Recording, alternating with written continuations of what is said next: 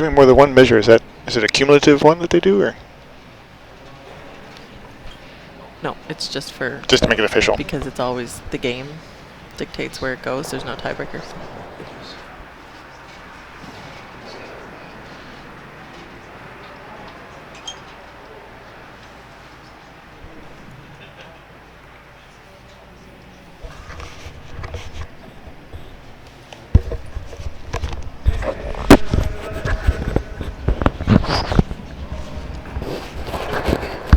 That's loud when you do that.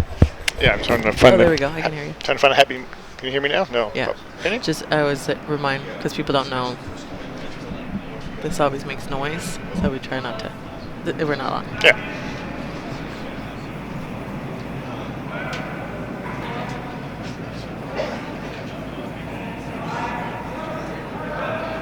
Okay. Oh yeah, you can see the sound levels there. Sorry, my voice is definitely coming through. You know more about that stuff than me. What's that? You know that stuff more than me. Well, said Joe and I have been playing with these with our DJ stuff. This one's a little nicer than hers. So.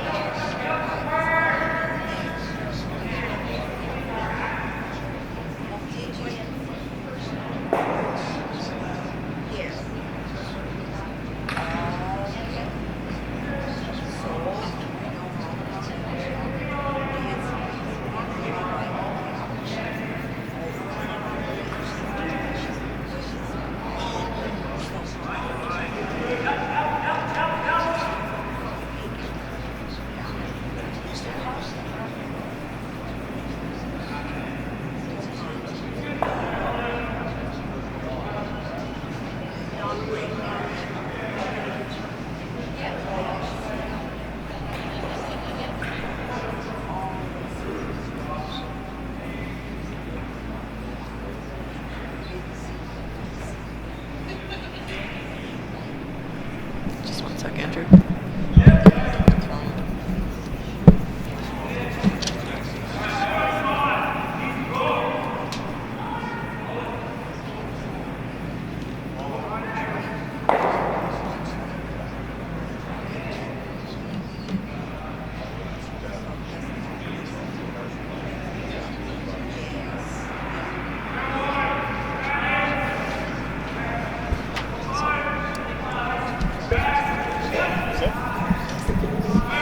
Oh, that's good to know.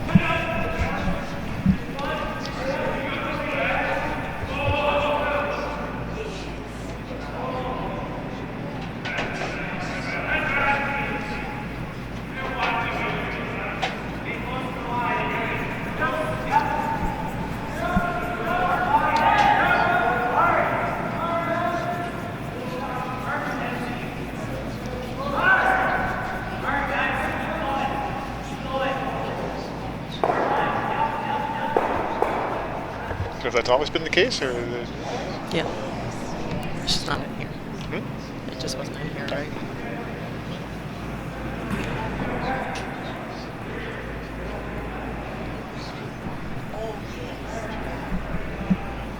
Good morning, everyone, and welcome to Draw 2 of the Men's Nova Scotia Curling Junior Provincial Championships, presented by AMJ Campbell. We're at the Lakeshore Curling Club. My name is Selena Thompson. I'm joined by Andrew Buchanan. Thanks for joining, Andrew. Oh, I'm happy to be here. This is going to be a lot of fun. It's going to be a good game. Yeah, it should be a lot of fun. welcome to the world of commentating. I know this is your first time doing this, so we're really happy to have you. Should add a little bit of fun. Yeah, excited to be here. I'm happy to be in your capable hands to help me out here. I'm sure you'll be okay. If you are tuning in, you're probably watching and cheering for either Team Strang or Team Langlois. That's who we've got pictured here on sheet D in this draw 2. Both these teams dropped their first games yesterday in the A bracket. This Provincials is a triple knockout, so if you lose, that's okay. You're not out of it. You can still win the whole thing. There's qualifiers out of the A, B, and C bracket, so we are in the B bracket right now. Out of B, qualify out of C, you make it to the final. So we'll introduce the teams for you. We've got Team Strang, they're throwing the yellow rocks, skipped by Ryan Strang, third Zach Bootleer, second Colby Bootleer, and lead Brady Landers. They're coached by Mike Strang. And throwing the blue rocks, just getting ready to throw right now. Keith Langlois, he throws fourth. Aiden Henniger is third. Craig Weagle throws second, holds the broom, so he calls the game. And Ryan McDonald at lead. They're skipped by Karen Langlois. I believe Langlois has the hammer for this morning's game? Yes. So the teams had pre-game practice, and by virtue of the better draw to the button, Team Langlois has hammer. Throwing the blue rock, so this is Craig. He calls the game, but throws second stones like I mentioned. Throwing his second of 2. And so normally what we've been seeing, at least yesterday, Andrew, was a little bit more open play in these games. They are 10-end games, so if you're watching and you're used to seeing a lot of the TV games, which are 8 ends, these are 10. And so we normally see the first couple ends be a little open, but it's kind of fun to see some rocks in play. We got a pair of stones of each color. And you can't see it in the overhead, but all the way down the sheet there is a corner guard in play. It's a blue corner guard, Langlois stone. So Team Strang will have to be a little bit careful here. You always want to keep things a little bit defensive early. And you might see a team really going for it. Langlois got that stone on the top of the house in a pretty good position. Looks like it's behind the guard. Looks like Strang's drawing the line too here.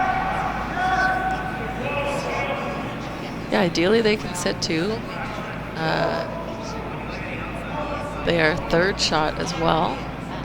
This one that's in a good spot, they'll sit the 2. Yeah, it's not going anywhere anytime fast. Yeah, so that ultimately kind of removes that back blue stone from scoring position, which was the goal of that shot.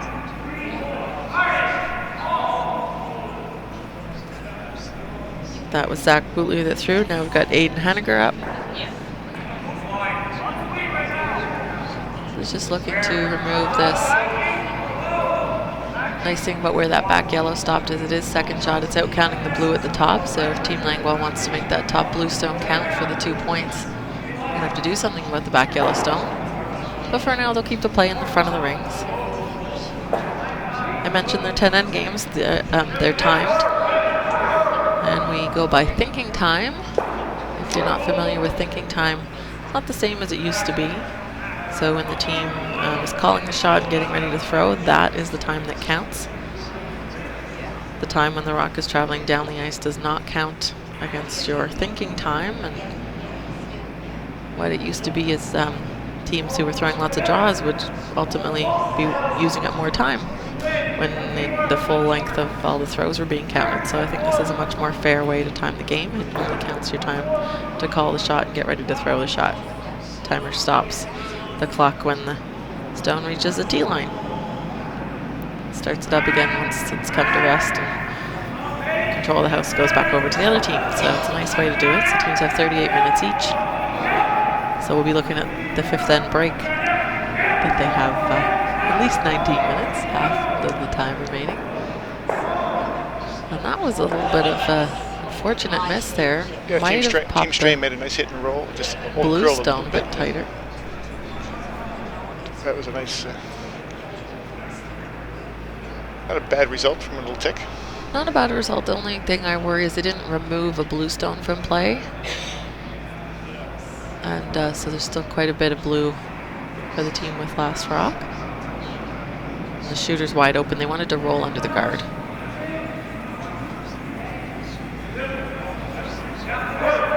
Must be another hitting roll coming down. Yeah.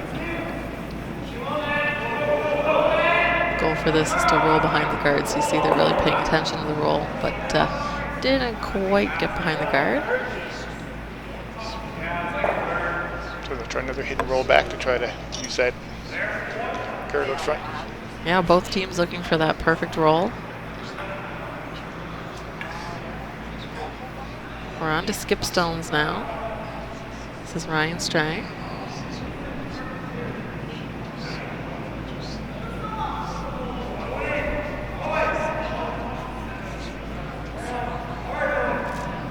Ryan's only 15. So we got a fairly, we're looking through a little bit of the bios of the teams earlier. Yeah, both teams have quite a bit of experience with under 11, under 13, under 15. Yeah. So two very experienced skips, two very experienced teams playing here today. And they both play some mixed games and some men's games. It's a lot of curling. Yeah, we see a lot of the juniors play in the up into the men's level. Just got away with that one. So Ryan was throwing that he actually wanted to roll under the guard, and he hit that wide on the outside of the rock and rolled out of the rings. Not what they were trying to do. That was on the total wrong side of the rock. So I noticed this a lot last night. I was calling a game in the women's division, and just a little bit of overthrow on a number of shots, resulting in the teams hitting stones wide, not having their stones come up or curl enough. So I'll have to watch that this game as well. And this is their only second game on the ice, so they're probably still getting used to how much curl and what the speed is for each of the different sheets. So this will be a draw. Here, I don't know what the end call was, but Keith can actually play this to the back of the rings and sit too if he can bump that yellow. I think the call might have just been for the straight draw. They were looking at tapping it at one point, but yeah, I don't know what the last is coming in. This looks like it's running a bit heavy though, real heavy.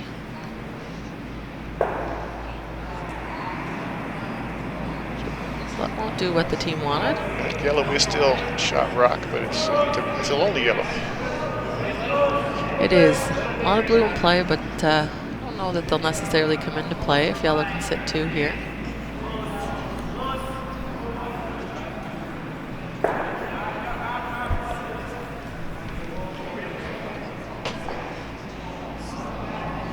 A bit of a miss there from both skips on their first.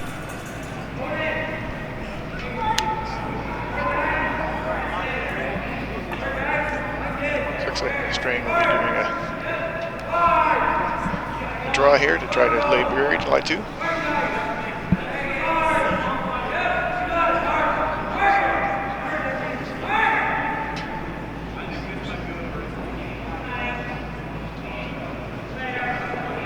So Ryan threw a hit on his first. Have to bring the weight down for the draw here. And we saw Keith go heavy, so probably a little bit they're not faster sweeping this than one, so practice as well. Probably coming in a little hot. Doesn't want to make contact with his own. That actually did not work out. No? Shot stone, but you can see that it's not going to take a lot for the blue team to make a play on that and actually get two out of this. So it curled a bit more, a bit lighter, would have worked out for Ryan, but just too heavy. He actually bumped his own back, and the shooter stays shot, but that yellow that was second shot earlier and shot there before this effort. Is there a chance for three if that yellow there gets is, tapped back a little bit? I think they're just playing for the two, and if they get the three, they'll be happy.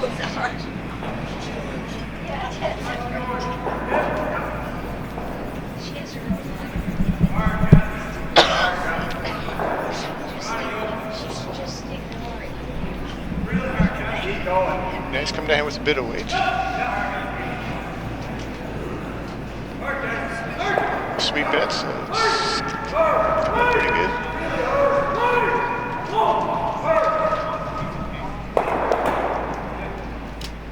And looks like they got there too.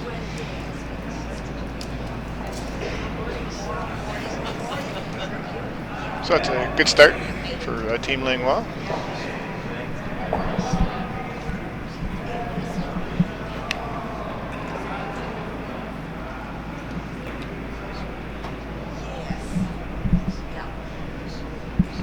So an aggressive first end pays off for Team Langlois. We'll pick up the 2 points, take a 2-0 lead. And we'll try and keep you updated with some of the other games. Of course, all the live scores are on nscurl.com, and you can flip over to our other stream sheet. That's featuring the Sheffield McIsaac game. That's on sheet C. We're using the Lakeshore has 6 sheets of ice, A through F, but we're using B, C, D, E for this provincials. On sheet B, in the A bracket, we've got Young versus Mosier. Those were the 2 teams that the teams were featuring lost to yesterday. Strang lost to Mosier, and Langlois lost to Young yesterday. And the Sheffield McIsaac game, the other feature game, that's also in the B bracket. And then on sheet E, if you're paying attention to the scores, that's Weagle versus Lowen. Weagle, of course, the defending champions, skipped by Graham Weagle. On our sheet, Langlois put a nice center guard up, nice and tight, so game on again in the second end. Strang doing a nice come around here. Little check. Just make sweepers didn't want to touch that one. They knew it was a little heavy, but they didn't want to make contact with the center guard. The shooter rolls into the house. Stops at the tee line.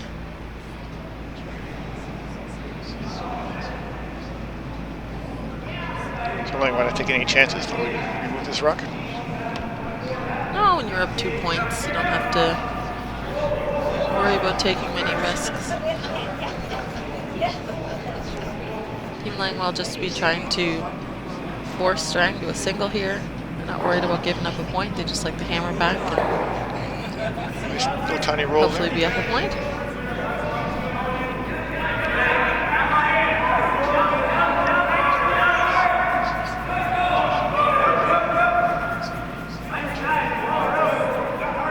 To the first end, we're trying to get the perfect hit and roll. Use that that center guard that's now a little more of a corner guard. It was sticked over. I'm interested to see the weight on this one. We saw a few shots last end running a little straight, and saw quite a bit of ice for this shot. Probably looking for a down weight, like a back line, and this one's just heavy. It won't curl enough. Come close to the rock, so I think the teams will have to figure out when they're throwing that little bit more weight. It's really not curling. Yeah, I've noticed the sweepers have not been having a big workout yet today. The rocks have been coming in there. It's a good pace. They haven't had to work very hard. Got to make your sweepers work.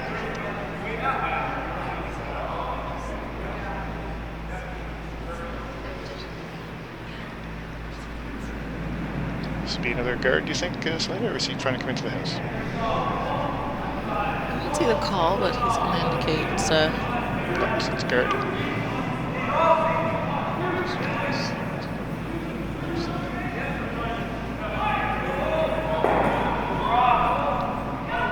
This one's coming in nice. Yeah, looking for the guard. It was okay if that was a little tighter to the rings as well. They actually got the over curl, so I think the shot stone is still open. The Strang team can bring the weight down.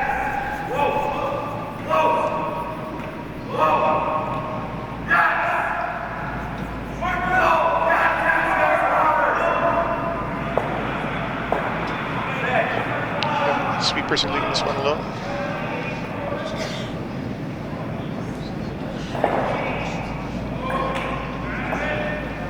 They're letting this go to get the curl. This looks like a much better weight, more like a back line. Yeah. See if you get to get a little extra curl at the end here. They're going to make contact. It's even less than back line. Bumps the blue stone behind the tee line, which is great. Only thing that happens though is the shooter stayed out front, or out in front of the tee line, sorry. It looks like it's fully exposed. Yeah, it's not behind any guard.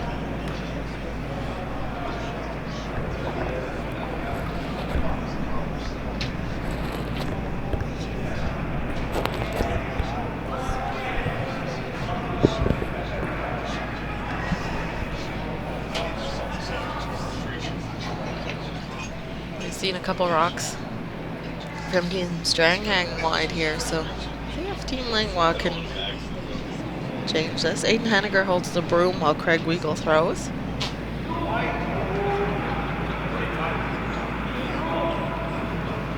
Let's come down with a bit of pace.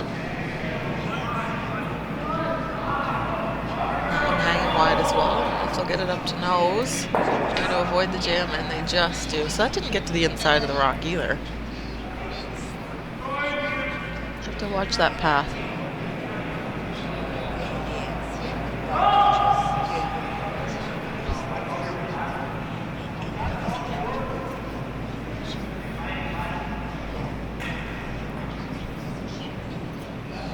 I think the call was a hit and roll here as well.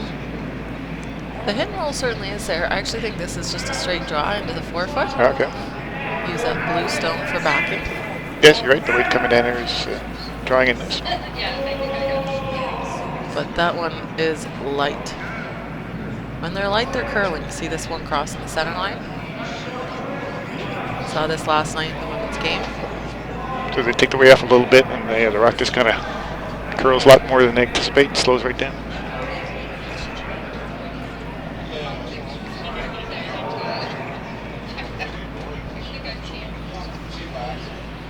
So Langlois will be trying a similar shot now to draw in there.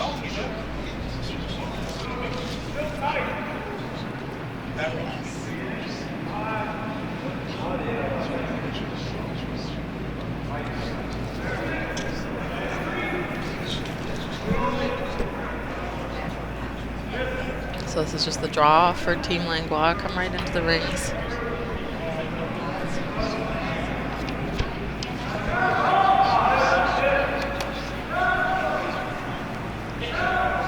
Like to get this one in. The sweepers will get it there. Most of the way into the 12-foot. I think that was similar, just over curl a bit, and they burnt it. Oh, they burnt the rock. That's tough, but good on them for calling that out. Have to let the other team know when you burn the stone. Yeah, definitely the honor system, because I burnt a few rocks in my day, and sometimes the other team just doesn't, you can't really see that the rock is at that, so it's definitely relying on the honor system. It's always difficult, and if you're not familiar with the rules for that, if you burn it between the two hog lines, it's really hard to tell where it would have ended up, so the rule there is to remove it from play.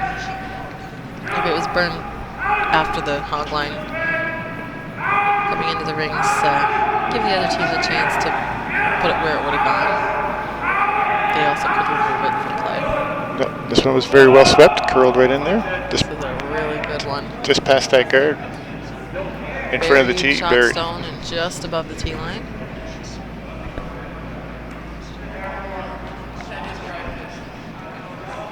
Looks like they're going to try to freeze to it. Yeah, so this is now the force in play for Team Langlois. Great shot there, though, from Zach Boutlier.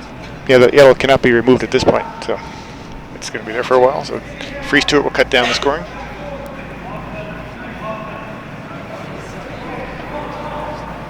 We always call this shutting down the scoring area. So right now, there's the button plus about a rock's width to score. And if you put this one in the full 4-foot, well, this one's coming in, less chance. coming in pretty nice. That looks like a pretty nice shot as well. I think it's mostly buried. I think it's available for a hit, especially with how we've seen that lack of movement with any kind of hit weight. Yeah, there might be a bit of a piece exposed, but it's going to come right back against that yellow if they try to hit it, so it's in a good spot. So Team Strang, they're looking to guarantee their single. They could have a draw to the button on Ryan's last, so the guard is the call here. Wouldn't mind playing a hit and roll in off that side blue. It's an 8 foot as well. A few options here. Gonzaga's throwing the center guard.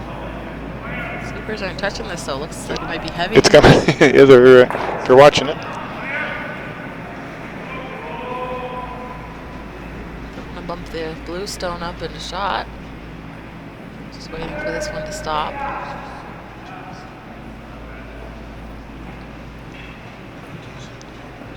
So not quite the guard that they were looking for.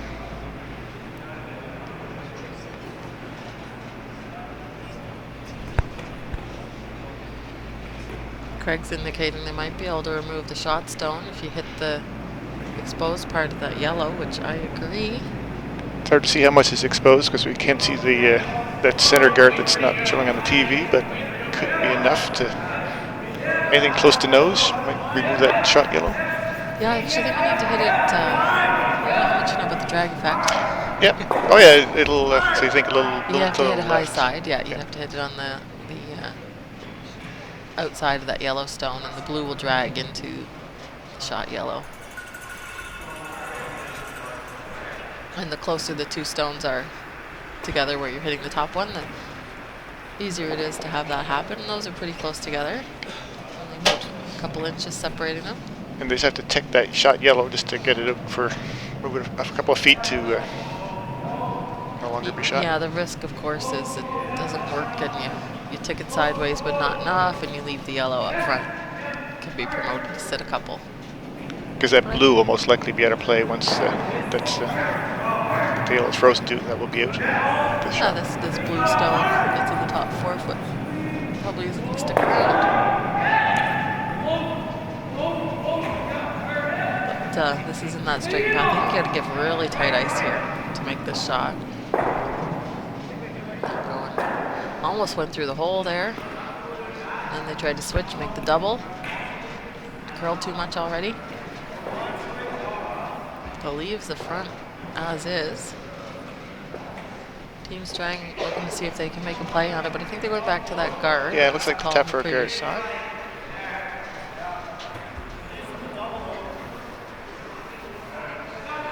I think these teams are just going to have to adjust that broom in on those high hard ones, because that's a few in that spot we've seen just totally run wide. Yeah, they don't turn up weight. This doesn't seem to move much. And if they're all right-handers like me and tend to throw our out turns pretty straight compared to our in turns. Have a little bit more of a pop release. And they're not coming back.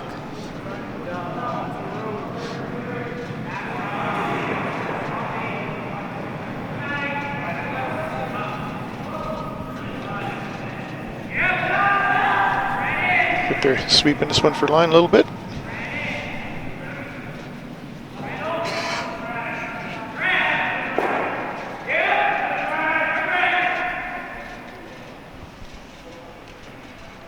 Maybe over curl a little bit, do you think, Selena? A hair over curl, but I think ultimately that's the shot they were going for. It's just touching the center line, and see the two stones and the rings are across the center line, so I don't think there's anything exposed. So now for Team Langlois, we're down to the last shot for each team. And they're just going to look at whatever will prevent Team Strang from getting the 2. Like I said earlier, they're okay with a force. Team Strang sits the 1 right now. Looks like they're going to play that guard as well. Yeah, guarding the draw path, so this is the easier draw, less guards in play. The only thing, and it's the sheet that both teams have been throwing down this end. The only thing I like about the other side, the in-turn draw, is once you're past the guard, it's actually probably going to be easier to get shot stone out of it. So you're not having to come around a stone in the top 4 foot. But yeah, there's been no rocks down that side of the sheet this end, so it's fresh. That'd be a guess in the weight. I never like to play a draw in a spot where you don't really know what's going to happen. This one looks like it might be a bit heavy, though. It's coming in a bit. Yeah. I need this to stop.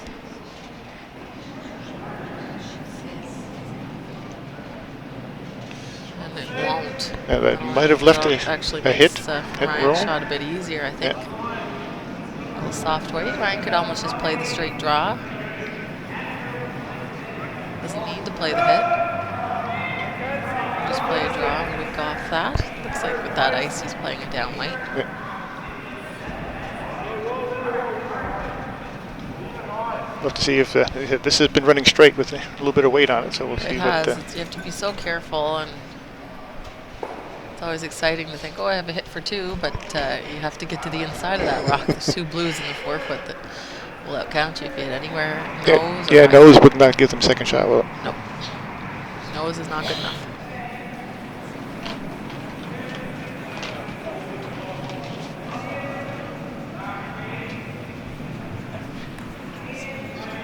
The last rock here, second in. This is Ryan Strang throwing. Soft weight hit for 2. Sweepers are not touching it yet. Seems to be hanging out there as well. Yeah, just without anything more than draw weight, it is not curling. You want to be careful they don't punch that in for second shot. Got to go away with that, but just a single. So again, another entertaining end for us. Lots of rocks in play. Lots of rocks in play. Both these teams seem to like that style, which is great for the viewers. Team Langlois will lead 2-1 over Strang. That's a perfect start for them. Score 2, force 1. That's ideal. Score more than 1 with hammer and hold your opponents to the single. Got a few scores posted across the sheet, so we'll take this time to give a bit of an update. In the Young versus Mosier game, they're playing the third, but we don't see the score in the second. Mosier, at that point, was leading 1-0 over Young. Tie game, Sheffield McIsaac 1 apiece. McIsaac with hammer playing 3. And Weagle took 1 in the first on Lowen. They're still finishing up the second end. And we're back in action here. Center guard, no surprise.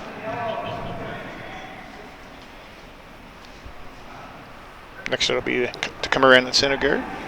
Try to keep the rock in front of the tee.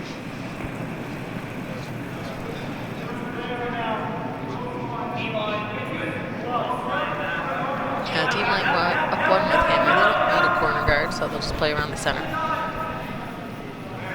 I always have a temptation with some of these to play to the wings. Just put my rock over in the side 12 and hope that it comes into play later. Yeah, because putting something in the center early that might give more of a chance to steal, but also maybe keep the more rocks together for hitting doubles later. Yeah, it certainly does. And I didn't see what happened. That looks like on the way. I don't know if it ticked the guard and rolled over. Or yeah, it was being blocked. It just kind of, it looked like they were playing a come around and just kind of stopped as a nice, well, for them it's actually a nice center guard or corner guard.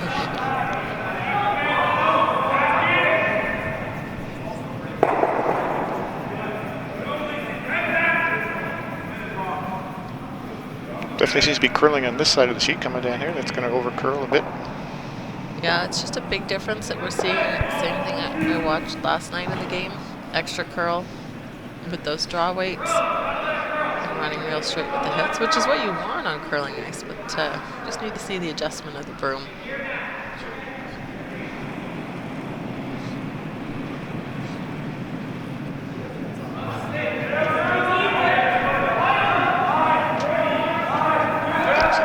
Draw around one of those guards that are played on.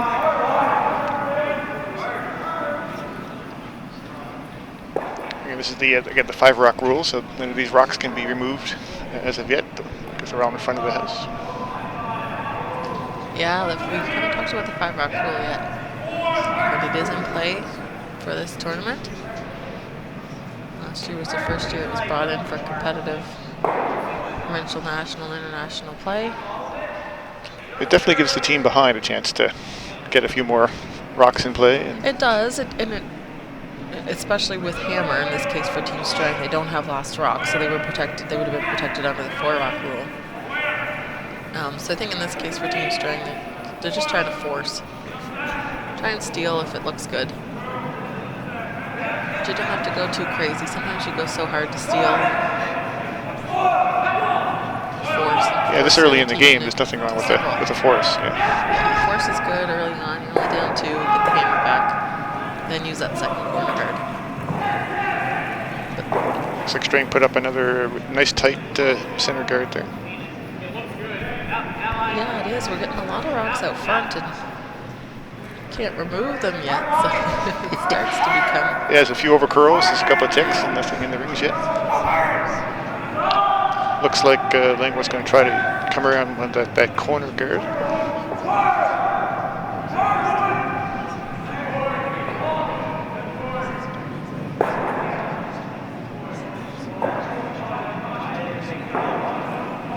I think we're past 5 rocks thrown though, so he could have hit it this one. Langlois could have hit on that one. Yeah. So that's Craig throwing his first, and that would be the 6th rock.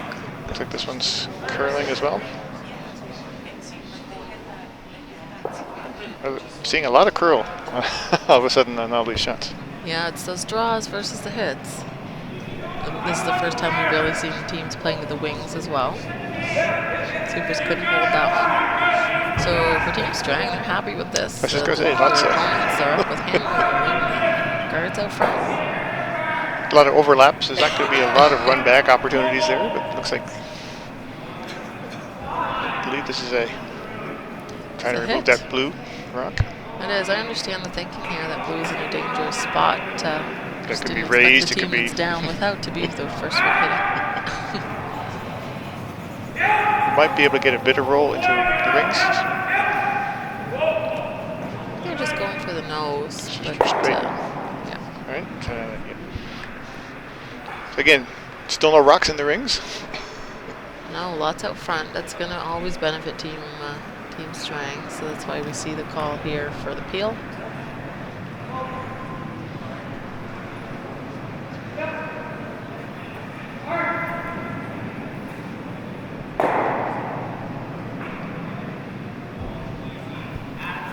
They can go for the double peel to remove 2 of those yellows. We're just happy getting that one that's on the center line out.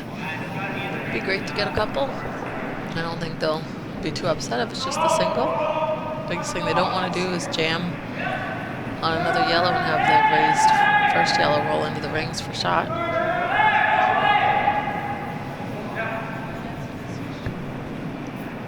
So watch where that spinning one is going. There we go.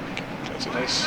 He's just cleaned making up a sure he little gets that one out. That worked out really well for them. Yeah, prior to that, there really wasn't any, I don't think any drop paths left with all those rocks in front, and now they got a few options. No drop pass. Lots of taps for Team Strang. There you see the issue when I mentioned they surprised the team down without hammer was the one hitting because their 2 good center guards are now gone and corner guards are left. This looks like a Strang can drawing around those 2 staggered corner guards. Yeah, they're drawing to the wings is the only thing. I guess they're pretty tight to the rings and close to the center, so gotta call that a center guard. You use what you have. Important for this to be in front of the tee line. We always talk about that. Off and on sweeping, must be close. Looks like it's coming in there nicely. Get some finish. This one looks really good. That's a great shot. Wonderful. Starting to get a feel for how much is curling down those paths now. In front of the tee, so they're just going to try the freeze.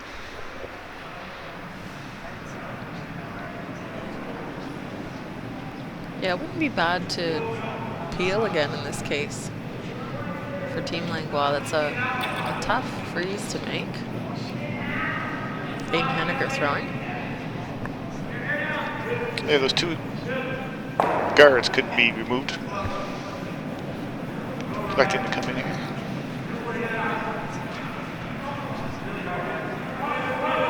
Aiden plays a few sports. He represented Nova Scotia at the 2019 Lacrosse Nationals in BC. He also plays baseball and he's a hockey referee. So a couple summer, a couple winter sports.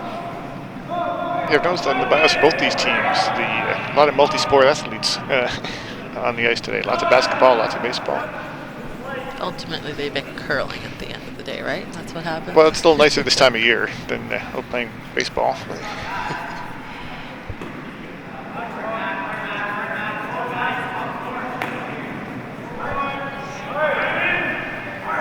They all seem like baseball and/or basketball guys.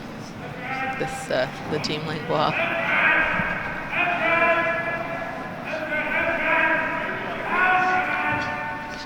So with the freeze not made there. Yeah, they're trying to put another one in. This is coming up a little light as well. Chance to put another one in, but that one will end up light, and that one wasn't anywhere near the center guard. Or were they going wide side? No, it looks like they were just trying to draw. It didn't seem to take the curl, or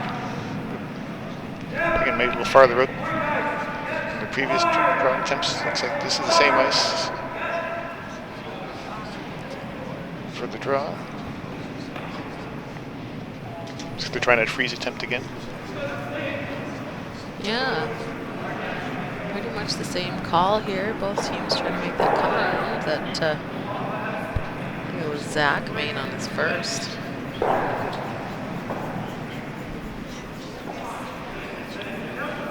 Okay, it's coming up a little light, unless that was again.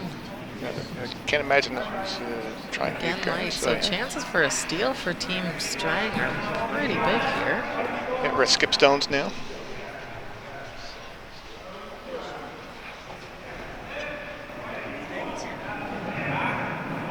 Brian's trying to put another one in the rings. Got all kinds of mess out front. Yeah, just go around it, top house. Either this one comes up short again, it's really going to make it difficult for Langlois to get shot right.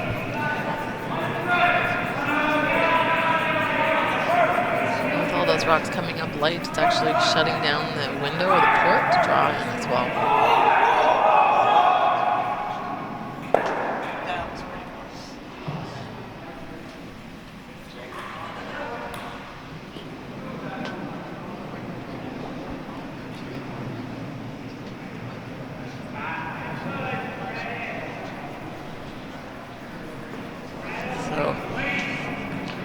Trying to sweep this one to get some extra first curl. Versus skip stones here in third.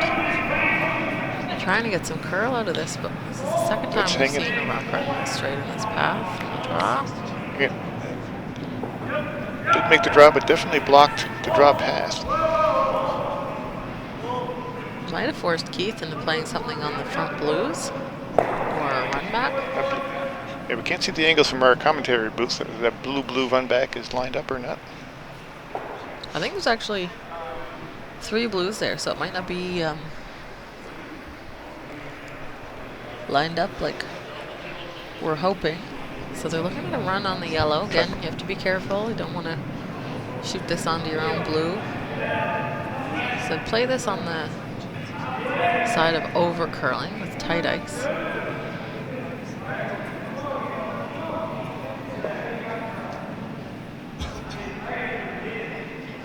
So have a bit of weight coming down on this one.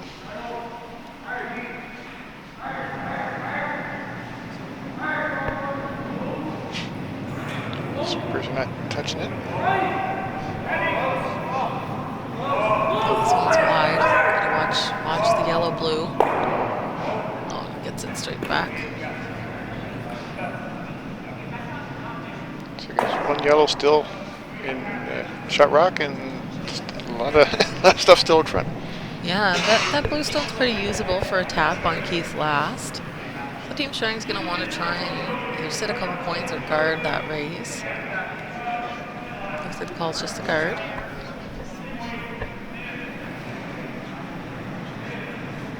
But if this is made, I don't know how Langlois scores. There's not a lot of options out front. You'd have to draw a full 4 foot, which I don't know. We haven't seen any where draws. We don't. So the outturn path, we haven't seen any draws coming in there. I'm not sure if it's going to curl enough to try to get something close. You'd but have to just get around that yellow and have perfect weight. Yeah. That low probability. Yeah, nothing down that side of the sheet to this end. Ryan Strang on his last one to come for Keith Langlois after this. Protecting the yellow stone in the rings. There really haven't been many stones. This end has all been about the rocks up front. I think this one's not curling as much as anticipated as well. Seems to be a straight pass that's gotten there a few times down there. We saw it coming the other way as well. And might have just done the trick enough. Sure. They're looking that blue stone to tap it back. Yeah, they're looking at it. Looks like a tight port. Again, it's probably the easier shot than that cold draw. Yeah, you got to play whatever is available.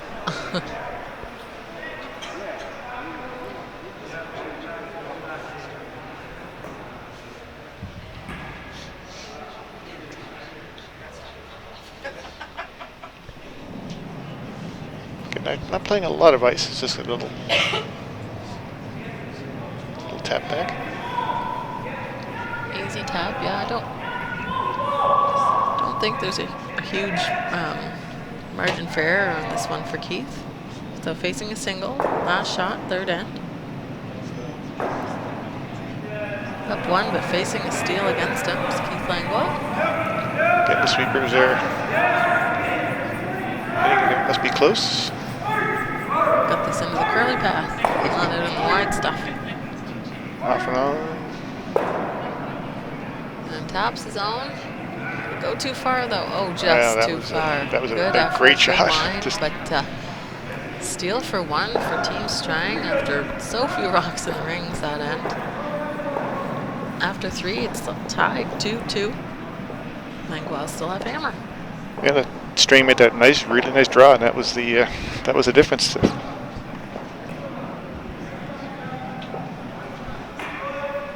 We have a tie game and we Lowen or one apiece. Like I said earlier, these teams are not they're very experienced when it comes to some of these games based on their. I'm looking at the age 15 curling for 10 years. Age 15 curling for 10 years. It's pretty impressive to be starting a sport that early and take it to the level of where you're competing at the provincial level. As you've learned in your curling career, it takes time, yes, effort to get better and improve and learn. I have a feeling it's easy to start when you're 5 than when you're 40. Learning curve is a little steeper. I didn't say what your age was.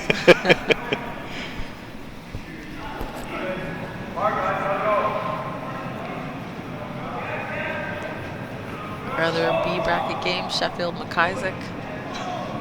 Sheffield with a steal in the third. They lead 2-1.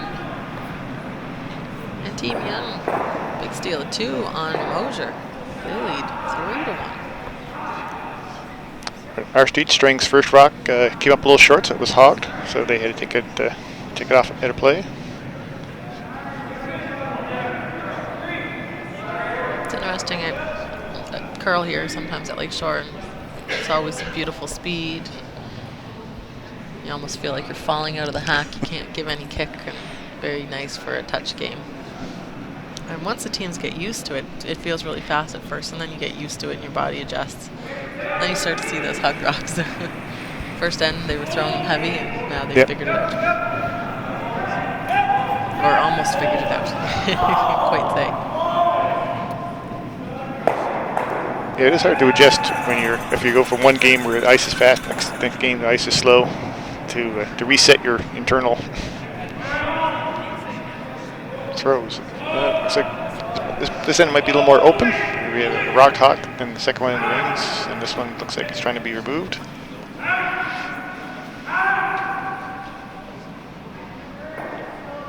Doesn't quite get that blue all the way out. So early chance here for the Langlois team and Craig Weagle to call the splitting the rings. Sit too early. I'll go with this, put this fairly even. Don't leave a double. Don't leave a hit and roll.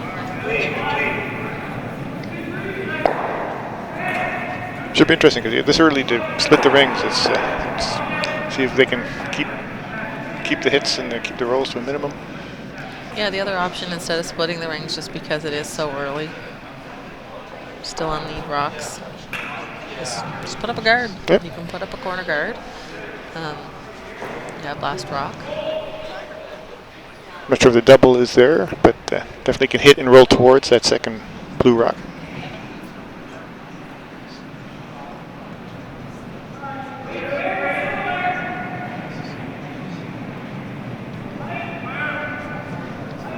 Haven't seen too many hits out this wide yet, so I don't know what this one doesn't seem to be curling.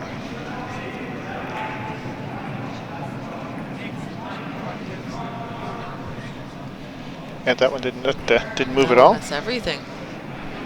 So again, definitely Langlois. Langlois so far is need a little less ice on those hits. They're running straight. Again, I'd be tempted to. I thought they looked at guard. I thought they looked at a guard for a second there, but it looks like they're trying to put a third rock in at the top of the 8. The higher of the two, even though it might not be. Well, it's shot stone anyway, but even if it wasn't, the higher of the two would be the one to guard, because that's the one that has hit and rolls or double potentials off of it. In this case, they're choosing to sit 3. Watching the other team struggle with their hits a little bit and say, yeah, make a good hit.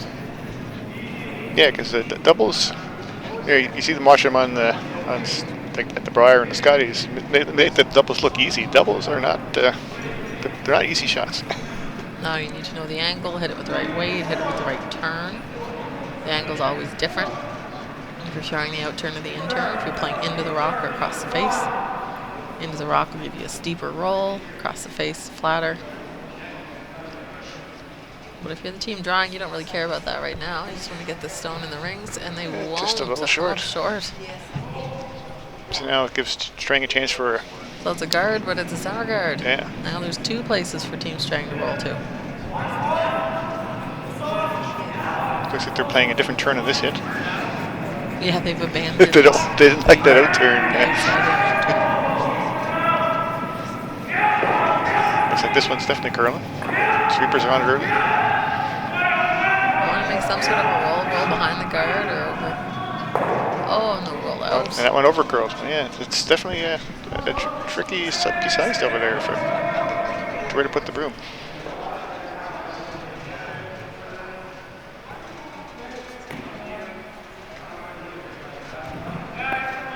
It looks like Langlois is going to be coming around that center guard. Yeah, Craig will make the draw.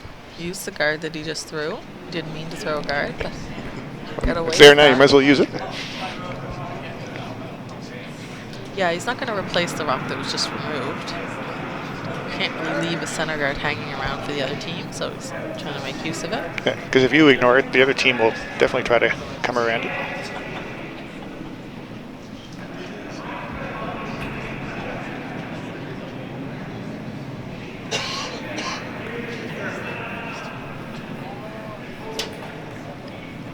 Craig Weagle throwing. This is his second here in the 4th.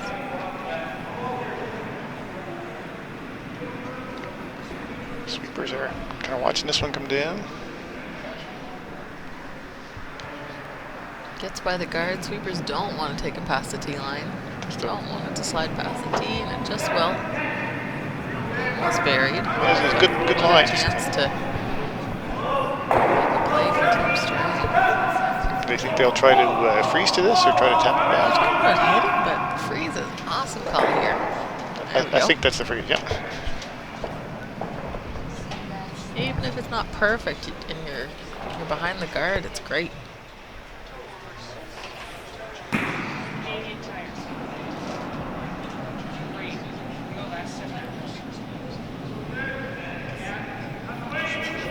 Sweepers around it early again.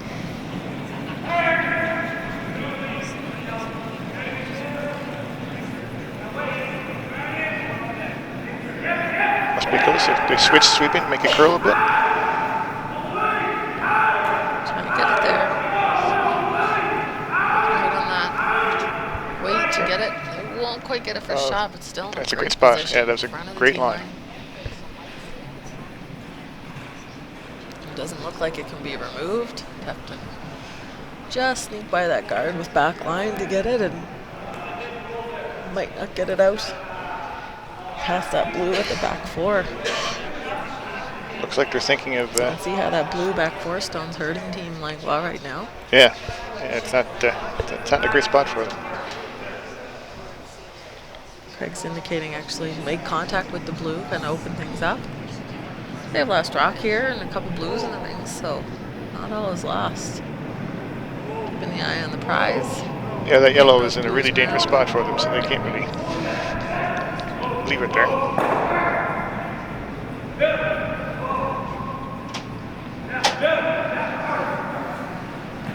Just clean this a little bit. Oh, I hit the guard. Back on the front. Opened up the Yellowstone a little bit, though. It's interesting to see what Strang is going to do here. They try to tap that yellow back to get shot rock at it, or still guard it because it's in a great spot. Yeah, they're talking about guarding in the top 12. I don't mind a tap on the yellow.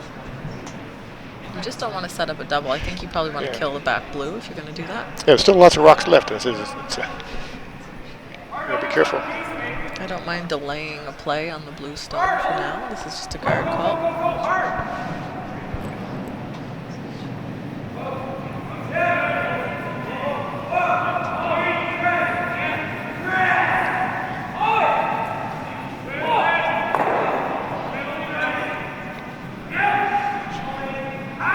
The sweetness one for line.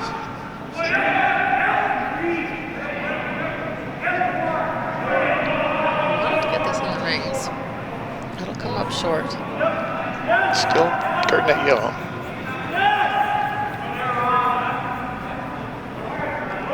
Craig's calling it. Blue-yellow run, looks like. Trying to open it up a little bit anyway, if anything. Yeah, I think you can do that. You can actually remove both guards if you high side the yellow.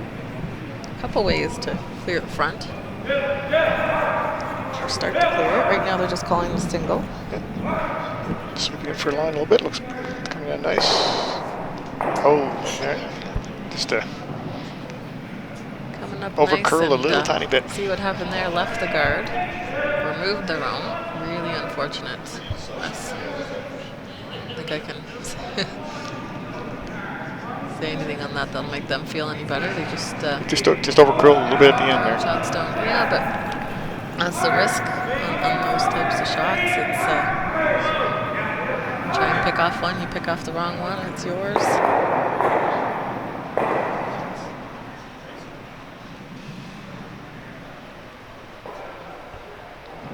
Are they putting another one in?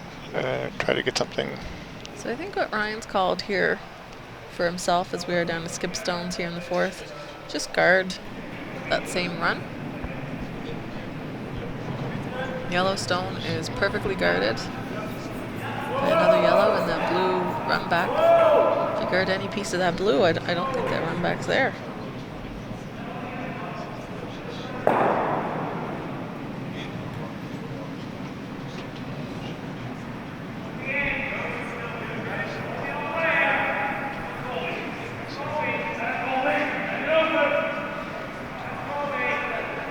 This is just a guard trying to get some separation between this. Yeah, weight looks good this time. And the blue. It's just in front of the rings. Just curling in there nicely. That turned out pretty well.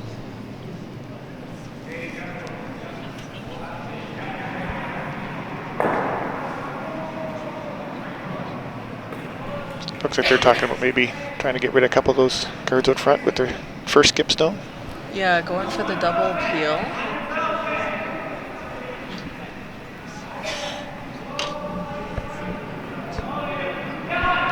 Choice here. You can't access that Yellowstone with the guards out front.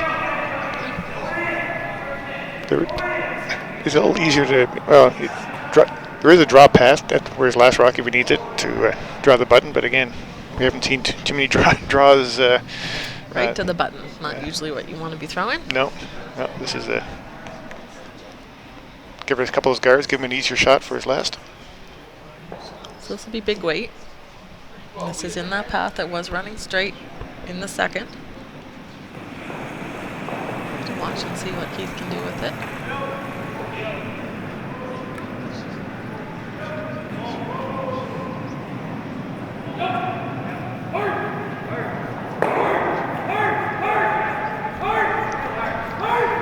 Sweeping to keep it straight. Oh, removed, actually worked well. Removed ground blue, almost ticked that yellow. Almost, but not quite. Pretty close. Leaves yellow's shot stone.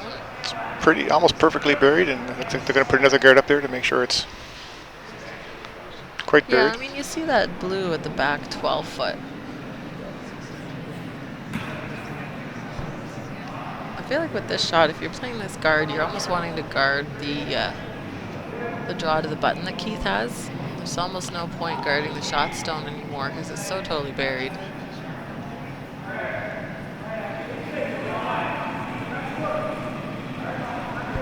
Why not block the draw path or sit 2? You could always hit the open one. I know that seems crazy, but That's it true takes too, away yes. any chance for 2. Yeah.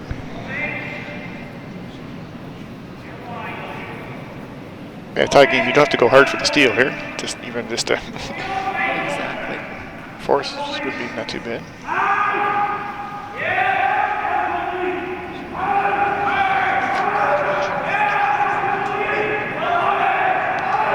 That's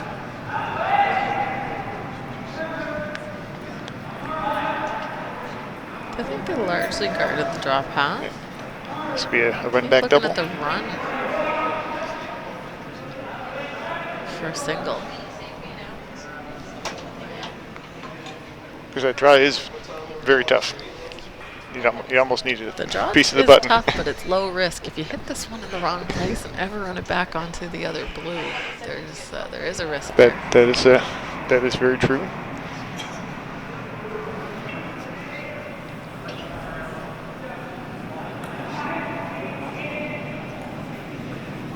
But you can probably more comfortable with throwing the weight at this point, because those draws are not easy to make.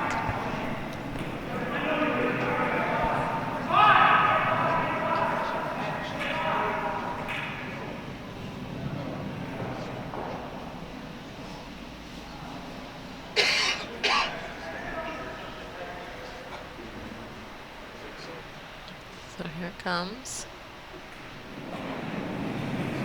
Run back. 4-1. Tie game. Sweepers are keeping an eye on it. Not touching it yet.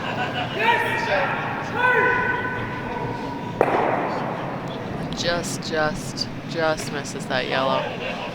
Another steal here for Team Strang after giving up 2 in the first. 3 points in a row. They'll lead 3-2 after 4 ends. Coming up on the halfway point, 1 more end before we'll take a short break. Yeah, to your point, it looks like they missed it on the right side. So there was no chance of running back towards the other blue to give up 2. So. There's always a way to miss. they could have hit it a bit thicker and still jammed the one from the button onto the side. It's always tough. And those aren't easy shots, those run backs. That was really close to great. So hammer again for Team Langlois. Team Strang up first. Looks like they're probably calling Brady Landers. another center guard. Trying to make this one curl. Again, that side has been notoriously not curling.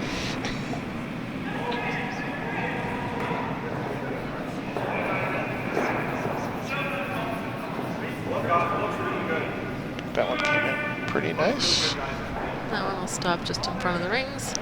Looks like it's pretty close to center, split center.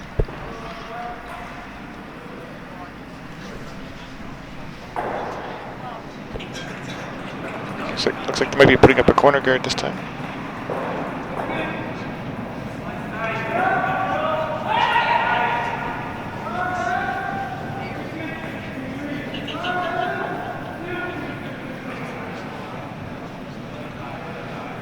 Looks like nice weight.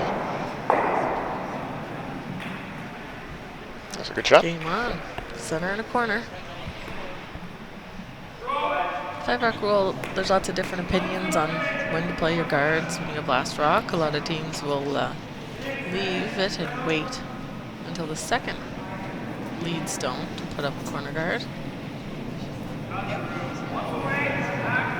I guess it depends if you think the other team's going to hit, if you try to go into the rings early on.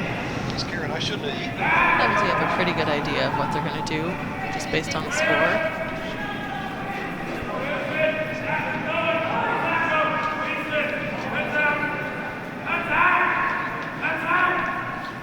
This one might be. Not sure that's the call. A little tap back to try to get that one. Kind of top, almost to the 8 foot.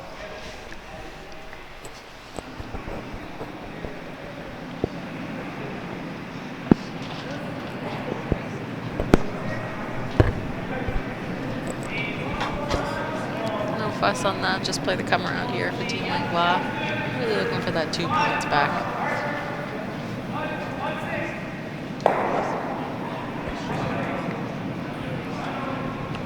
This might be running a little hot. Might get a tick off that yellow that was just thrown. They do. They actually tap the yellow into the rings, although they're not guarded anymore. I think Team Strang doesn't have much of a choice. They have to play center guard here. 2 stones in pretty good positions.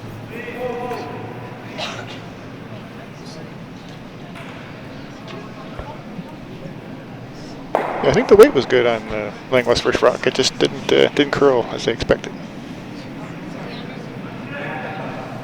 Colby Bootler.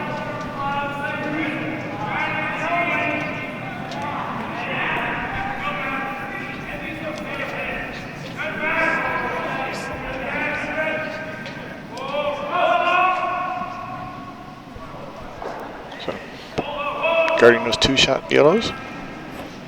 Yeah, That's pretty good. It's a tough. They seem like such an easy, innocent shot, but Well, the line really matters. They have to be in perfect position. You can overcurl very easily if you don't put enough rotation on, and they start to die and finish, and they'll take that huge curl at the end. A lot of communication required for those shots too, because a lot of times the weight's not as important as the line. It's really the front end's got to tell the caller where they expect it to be, so they can sweep to get that line right. It's those guards are very much a team shot. Yeah, very much communication being important. So it's just a straight peel, try to get rid of that guard they just threw.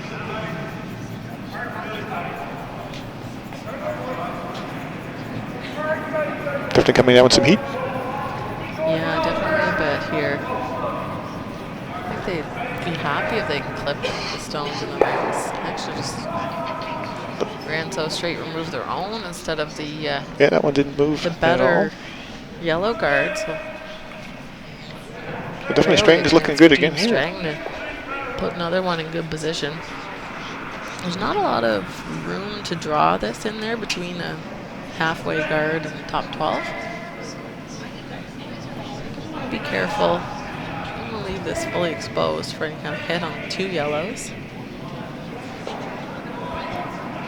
Is this trying to overlap the guards? Is that what they're looking for here? I think just have this one in line with that straight line of yellows right now. They're set up really nice, so they could put up a high guard as well. Team Langlois right now has a full 8 to draw to for a single.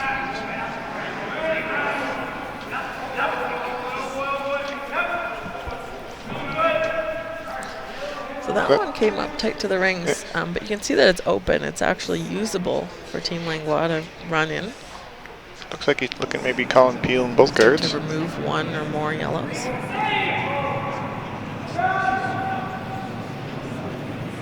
There's double peel on the 2 yellows as well. Yeah. So you can see why actually having an angle on those yellows isn't really helping Team Strang.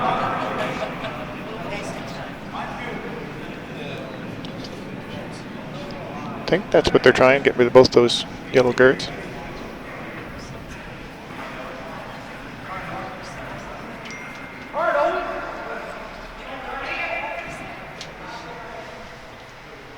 Can't tell from the angles. I'm not sure if the shot that the yellows they're going to hit. Is there any chance of that going back in and moving those rocks that are in the house? They'd love if that would happen. Might be a chance.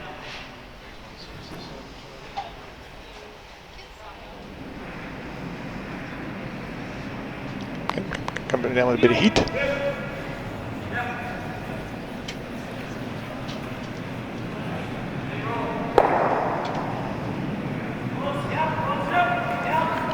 removes the one.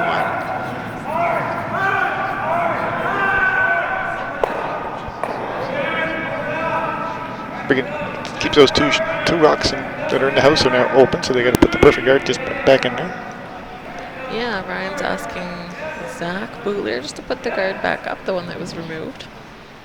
And we talked earlier, Andrew, I'm just taking a peek over at the time clocks as we get to the 5th end. So I mentioned there's 38 minutes of thinking time.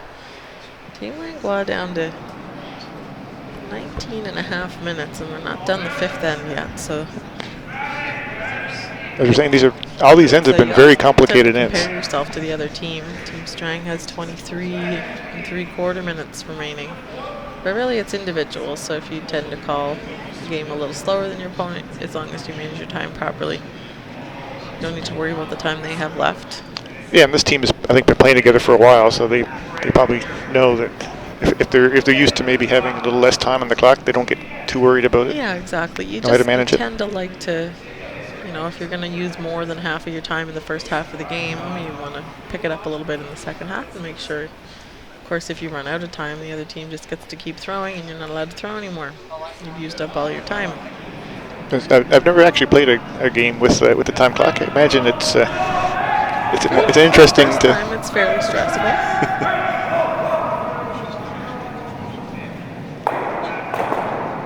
On your teams, did you have a designated person on the team whose job it is to keep an eye on the clock and to remind everybody else? It depends on the team who would be monitoring the clock. Normally it's the front end. One of the two players in the front end will be the one keeping an eye on the time, and so you don't want to bring it to your team's attention because it's obviously not the most important thing. No, you want to skip focusing on the rings. Focus on, but you also want to keep in mind where you are.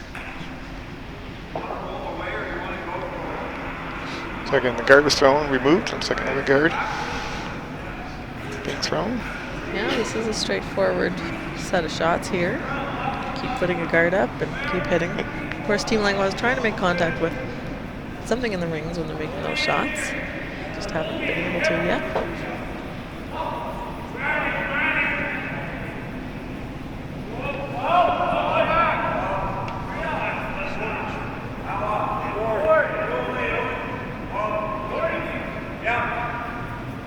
I can't see. I've got a player in my way, but the guard come up okay? It's okay. I think it's blocking enough, but yeah, it's hard to tell from our angles.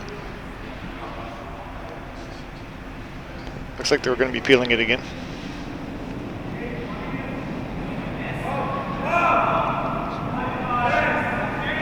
One thing about this, they're getting a little bit of time back. It's just quick shots, not a lot of decisions to be made in these ones.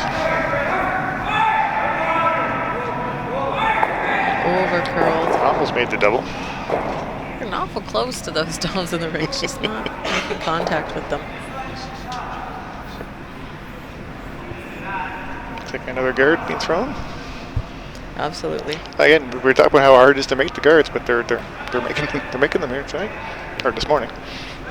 Right, and we may see if this is made and peeled out on Ryan's last. He may play a tap on the 2 yellows to try and get the second one even closer to the button into the forefoot.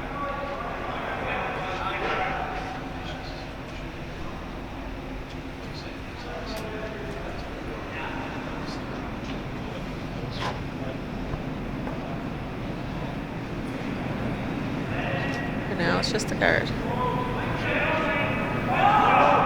Sweepers are not touching it yet. Becoming a little warm.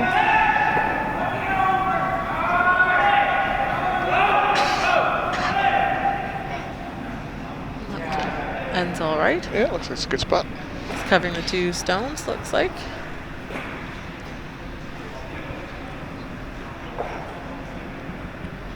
So might be getting a little too late in the end to keep trying those peel doubles, or?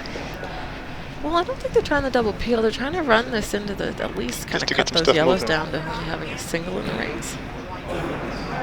It's a frustrating position to be in. You'd love to be able to throw the draw, but you gotta be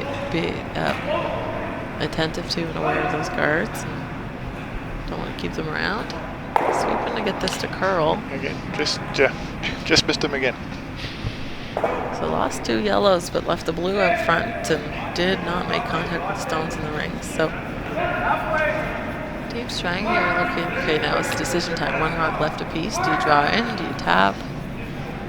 Always considering what the other team has.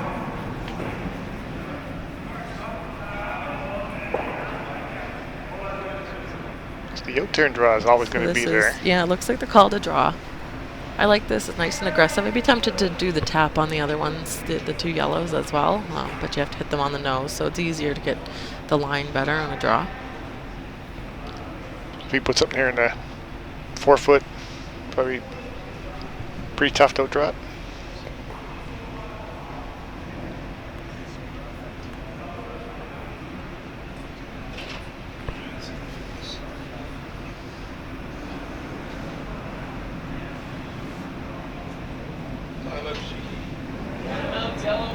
This is Ryan's last shot here in the 5th, up a single.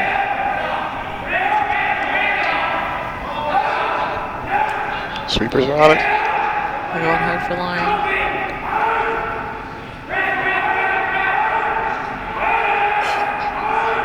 Will it make it into the rings? Will it avoid the guard? They'll get it in, just in. Not quite where they wanted it, but it'll do the trick. It might have Sitting ticked the blue 3. on the way by. I couldn't really see, but it might have just ticked that blue. It's a big shot for Keith here. Throwing against 3. They've been playing hits all in, so haven't been able to watch draws.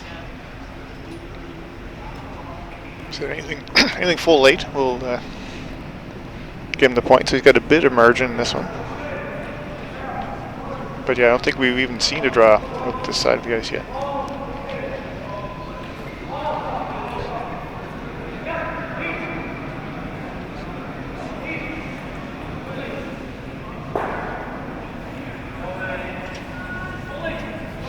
Starting to sweep it now.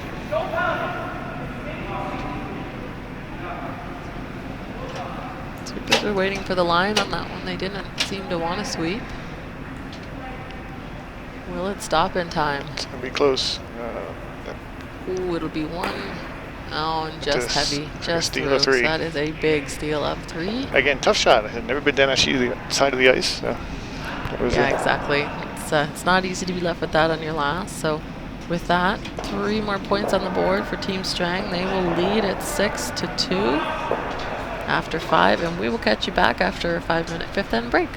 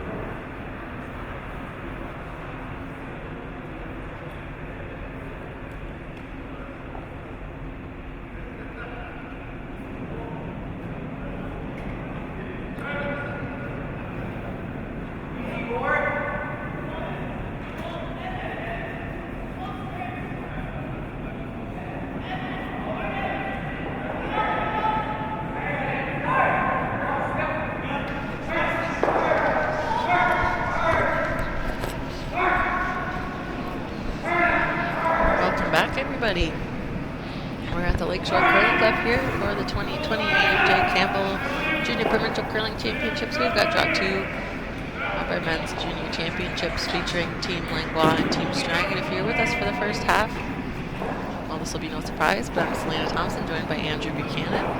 Have fun so far? This has been a very entertaining game. I said lots of rocks in play. Unfortunately for Team Langlois, it's not going their way just yet, but down by 5 after 5. Check your math. Oh, I'm never good at math. Down by just 4. 4. I was doing it from memory. It was blocking the scoreboard. So it's 6-2. Strang leads.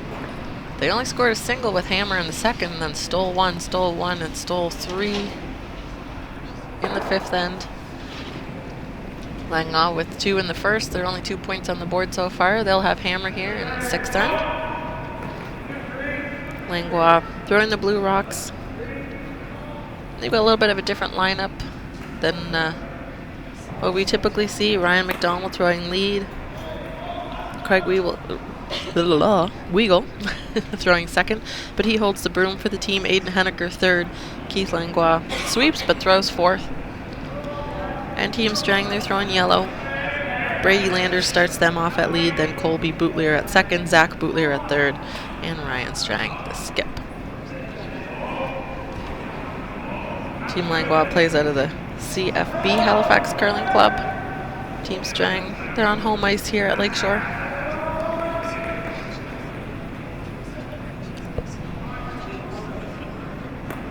Team that's successful this weekend will go on to represent Nova Scotia at the 2020 National Provincial Championships. Those will be in Langley, BC, January 18th to 26th at the George Preston Recreation Centre.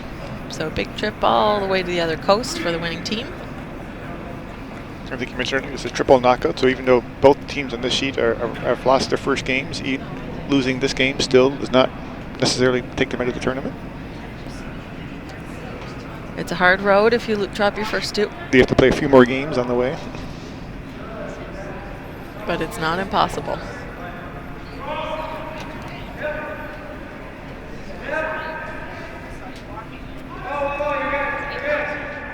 I mentioned Team Langlois, they're throwing the blue rocks with Hammer. They've got a center guard. They've got a rock in the back 4, shot stone. Team Strang, they're up. They can play a bit defensive, but you can't do that until after the 5 rock rule is through. And down 4 is not that too bad. They don't have to play too aggressively. They can be just get 2 here, just get some momentum back on their side. Absolutely. I mean, at some point you're going to have to put a lot of pressure on and play aggressively, but they've both been doing that this game, not scared of rocks in play.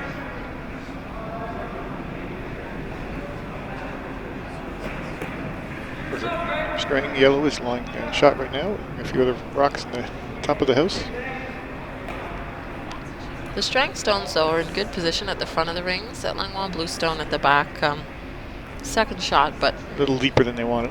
Yeah, it's probably not going to be in scoring position at the end of the end.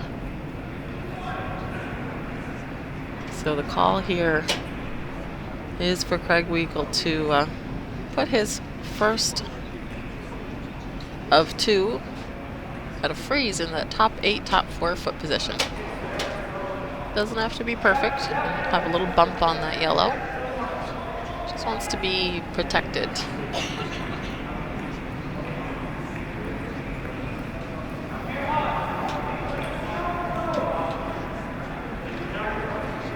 Sweeper signaling it might be a little hard coming down.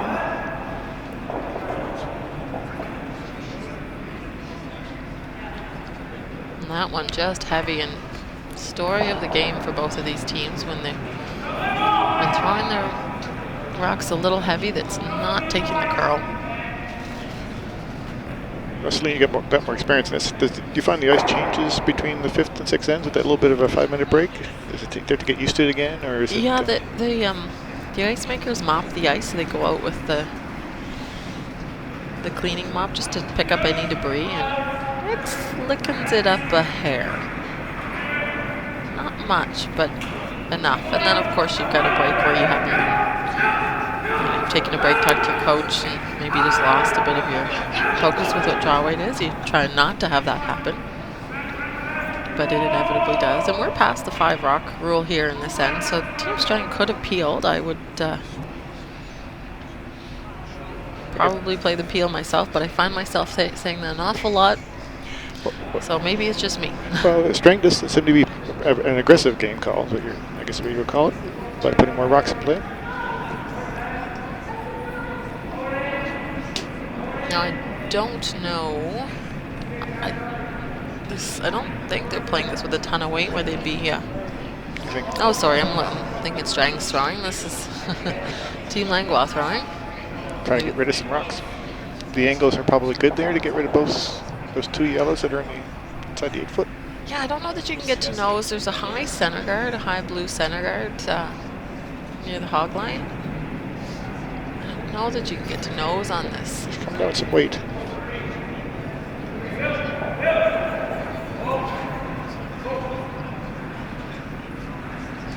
Must be close.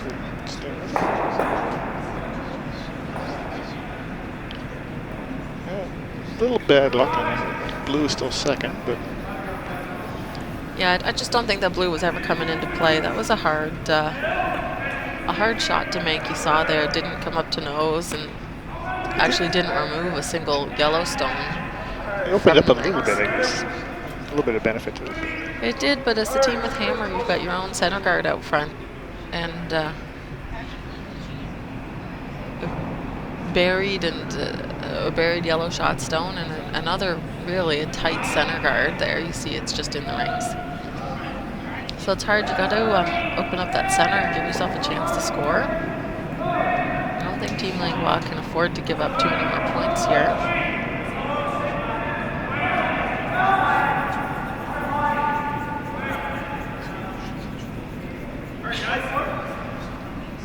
Is the tendency sometimes is to try to get all those points back at once if you're down by 4? It's definitely, I think it is there in the back of your mind that you'd love to get them all back, but curling is 10 ends, and it's referred to as a patient, or can be a frustrating game. For that reason, is the other team's probably not going to let you get more than a couple. If you're up a few, you're happy to let the other team get 2 points, get the hammer back.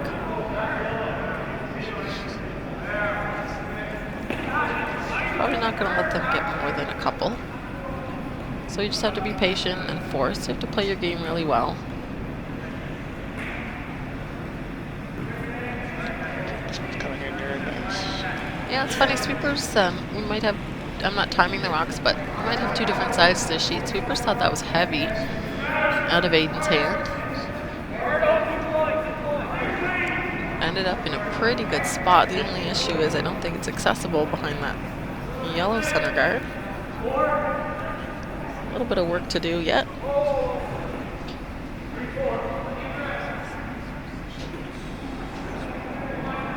Okay, so another guard here, it looks like. Or are they trying to come in on top of that blue? I think just a guard. Team Strang doesn't have hammer. They're in a good position to steal right now. So I thought they've been very successful in keeping rocks out in front and making it difficult to get to the shot stones. Yeah, we've seen a lot of good guards from that Strang team. Where they struggled earlier in the game, where they only got the single, and the second was in those hits, those bigger weight shots where they were running straight. They seem to have very good grasp of the draws and guards. The steal in the third end, of course, was due to a great draw that Colby Bootley put in there. I think it was Colby, might have been Zach, one of the Bootlier boys.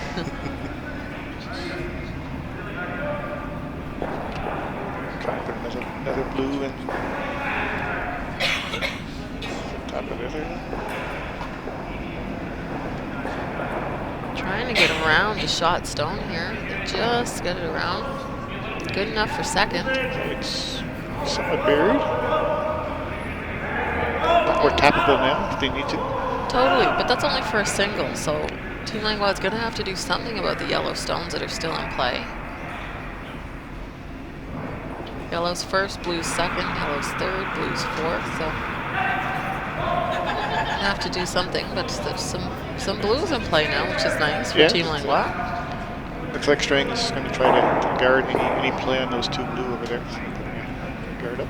Yeah, I think they're getting a little bit worried. They've seen the hits run straight and don't really want to risk chipping that second shot blue stone into the yellow or missing it altogether and removing your own at the back.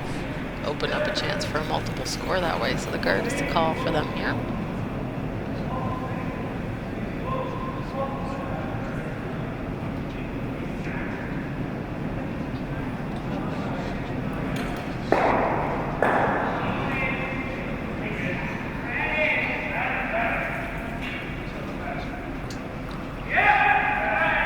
Hard to believe we're already on skip stones in the 6th. Yeah, I was going back.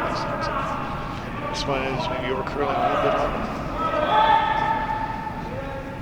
And we talked about time. I'm just checking the times there. So Team Langlois had a little less than 19 minutes they wanted to have after the halftime.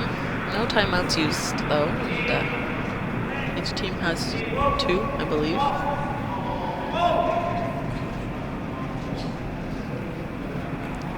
And they're down to 15 minutes.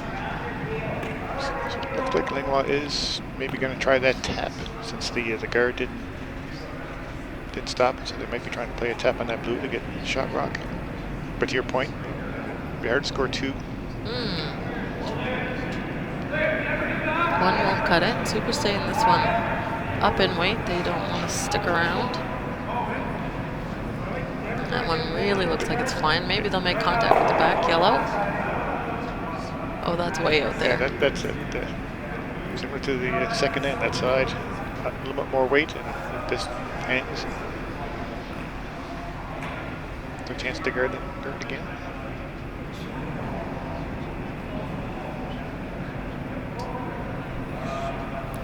Absolutely. Make it a bit better this time. But again, it's been when the team's throwing that too much weight that it's just not coming back.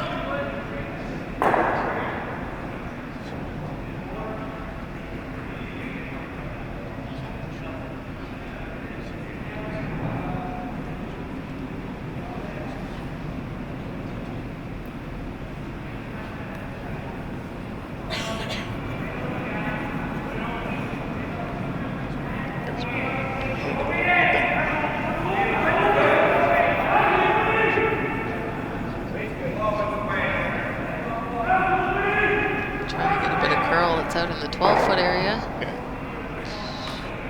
Blocks a bit of the draw path off, but it's certainly not blocking the tap. Try to tap again. So this is for the single. Again, getting not too many rocks left together. Just the one. Just the one. It's,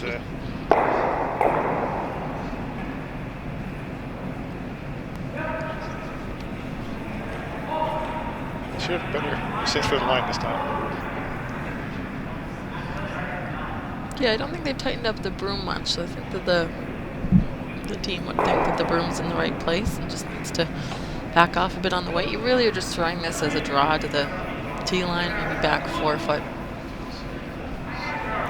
Sweepers like this one a little better. They're on it and off it. Waiting for the line call.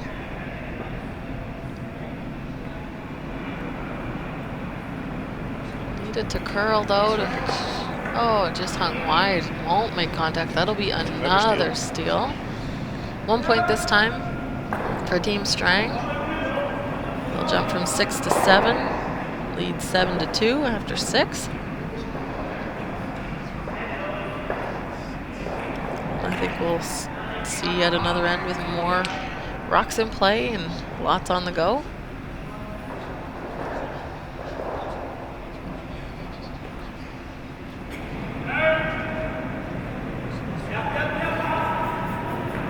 So I hear some teams tend to be some teams have a more offensive-minded skip, some people more defensive-minded skip.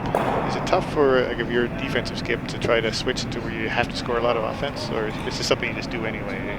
It can be. I mean, your team generally has a way that they prefer to play, but you need to know how to generate points as well. So even though you might have a preference to play defensively, if you can't afford to, you got to go with that aggressive stance. And I think as teams get better and better and higher into the level of competition that they're in, you really can't have a weakness. You can't be have a preference for that one type of game, because your opponents will figure it out and they'll make you not be able to do that, and you'll struggle. That's a good point. Brady Landers lead here. Team Strang. He's the oldest player on the ice, actually, on the sheet at 18 years of age. He's in his first year at NSAC in the Aviation Mechanics program.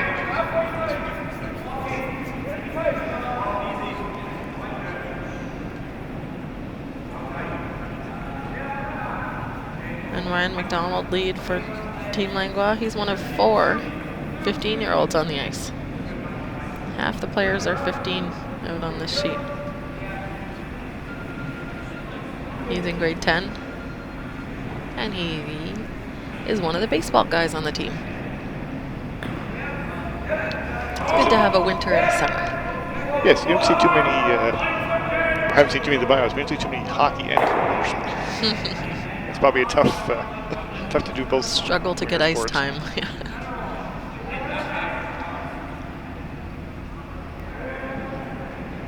Looks like from Strang's first rock, this is center guard that's still over curled a little bit, and then a corner guard from Langlois. It's not guard, a little tight, but it's a good spot.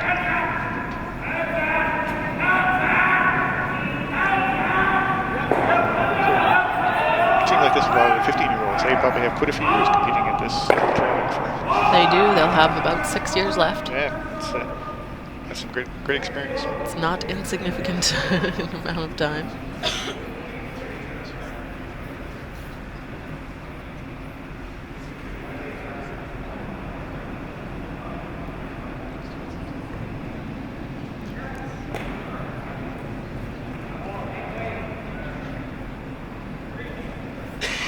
Ryan playing that come around his guard. He threw on his first.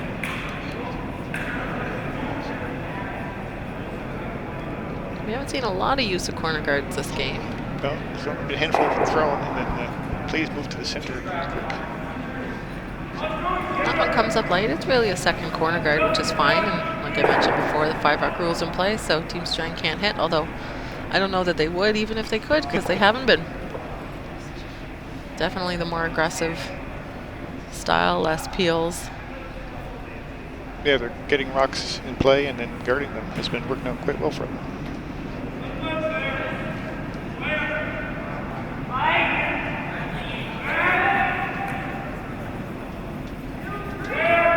Team's trying, they're happy to just play to the center. And for Team Strang, I think the better play this end is to keep things like they're doing, congested around the center, and bring play into the house. The guards are going to be benefiting the team with Last Rock, who's trying to generate points. Although that guard effectively blocks off the corner come around. Center guard and blocking the draw.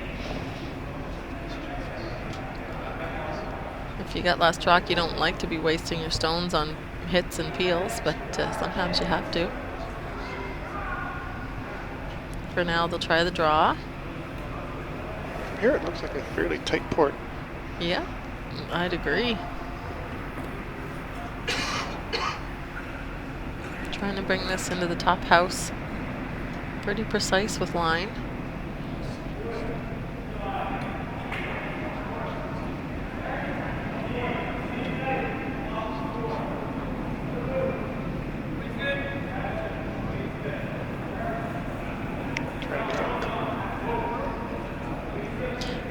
Oh, I see. I thought they were coming around the corner. They're coming through the port. Looks heavy, though, and running straight, as we've seen so many times. Watch where this yellow ends up. A bit unfortunate. Leaves the center guard. Looks like the weight was okay, just did not curl. And Ryan Strang, he says, oh, guard. I guess we'll guard. As he's done so often this game. That yellow is exposed. There is a double there. Go at those yellows.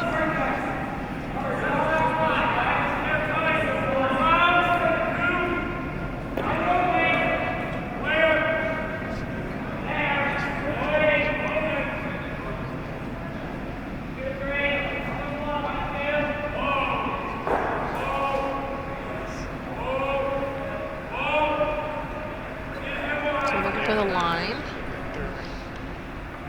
Looks okay to me. Yeah, I haven't seen them miss the guard in a while. They seem to have that weight in line down pat.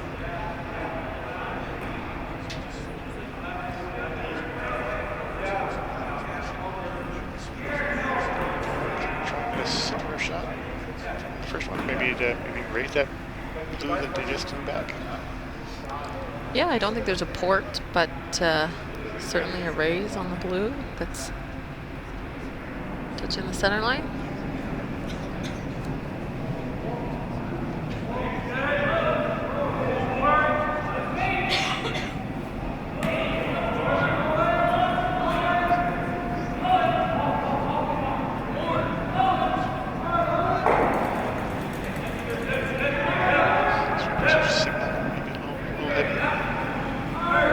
Bit, but it's curling now.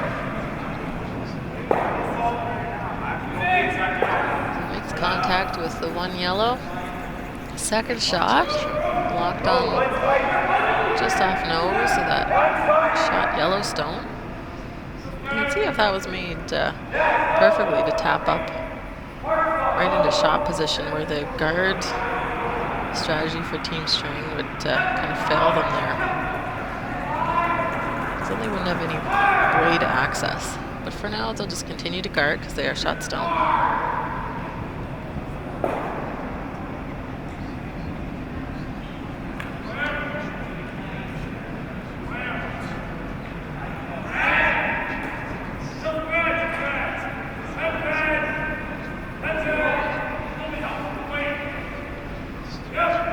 Trying to make this one curl.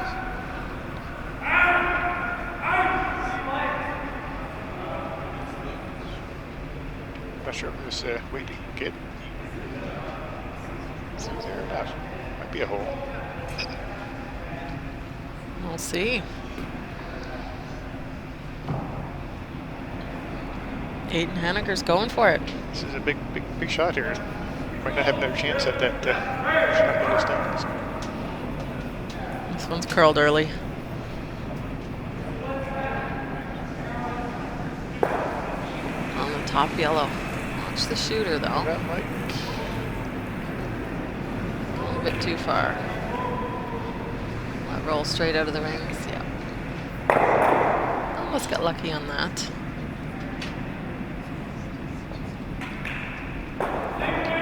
Another guard.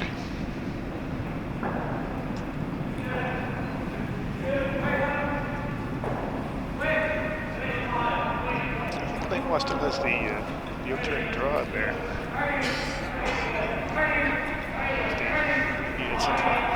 Yeah, again, it's for a single, which is, it's a bit frustrating. So you're trying to generate a few points and put up the corner guard and play the come around, and it's just not quite working for them today. This guard's coming in, maybe a little warmer. Bring that right in. Could even get, ooh, that's close. It's very close. It might be second shot. I'm not going to comment.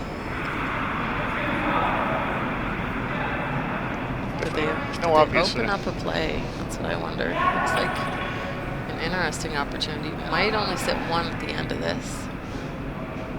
But there is a hit for Aiden to throw. They do like to have some momentum to work with. This one's curling a lot too, just like his first. If he gets those going, they're really curling out of his hand for Aiden.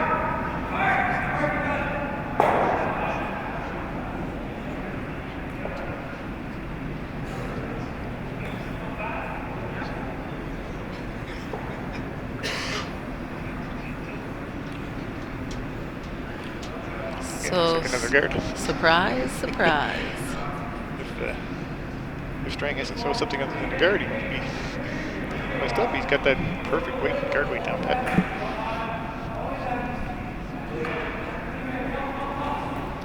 We didn't give you any tidbits about Ryan Strang yet. He's another one of the 15-year-olds out on the ice, grade 10 at Millwood High. Been curling for 11 years. He's only 15. He's been curling since he was 4. That's pretty impressive. You can tell all these guys have great technique. Watch them come out of the hack, watch them sweep. They were top well at an early age.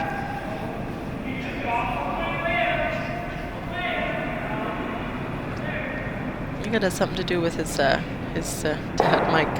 He's been curling for 20 years. Both he and Ryan are active here at Lakeshore. Ryan helps with ice making.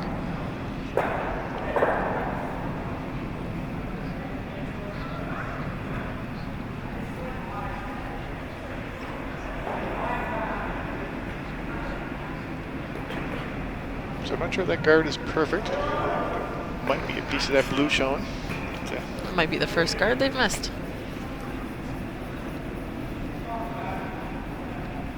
Again, I think you have to be fairly tight to the guard that's there, but again, no, But Keith has a shot. If he can watch too, he may have the ability to have a catcher here for his. Yes, one of the shots could hit that yellow shooter. board. Staying close, sweeping. Oh, and a little too thick to get that catcher. Had to actually curl a bit less. But shot stone. They haven't heard that in a while. Nope, that was a tough shot. I didn't make it perfect, but that was a great result.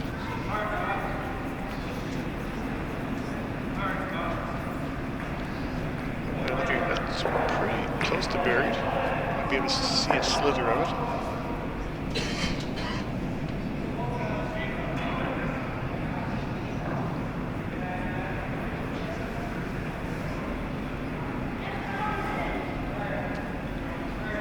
So again, this is his first non-guard shot in a few ends. This will have to be a soft weight. We did see good curl there on Keith, though. But I think Ryan can see even less of this blue stone than Keith can see. So it looks like it's pretty tight. Going hard out of his hand. Can they hold it? Now trying to curl. Got by. Just touches it, but not enough. Not enough. So blue. Draw for 2. Sits 1. Here's a chance for that deuce they've been waiting for all end. Took one good shot there, and What's that? Might give them some momentum for the next few ends that they carry forward.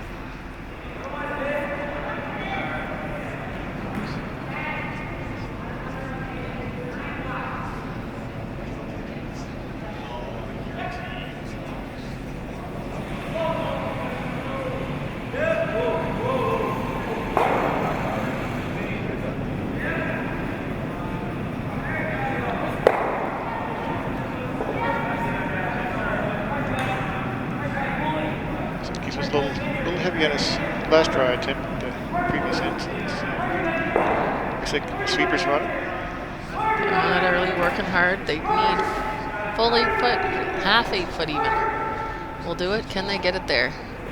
Oh, and it just won't. Short. Just the single.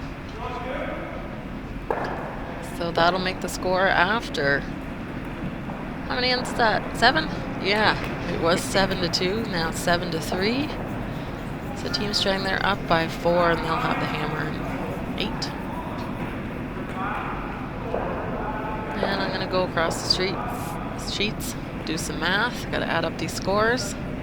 I'm used to the curling style scoreboard, but here at Lakeshore we got the the baseball style, and teams aren't friendly enough to add up the scores for me, so I have to do it myself manually.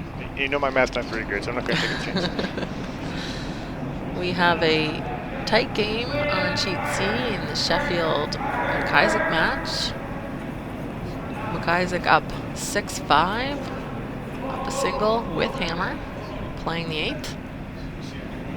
That's our other B division game out today. In the Young Mosier game, all tied 4 apiece. Young with hammer, playing 7. And beside us, in the other A division game, Weagle and Lewin, 6-1 for Weagle. They put together a string of a couple steals in the past few ends after a tight opener.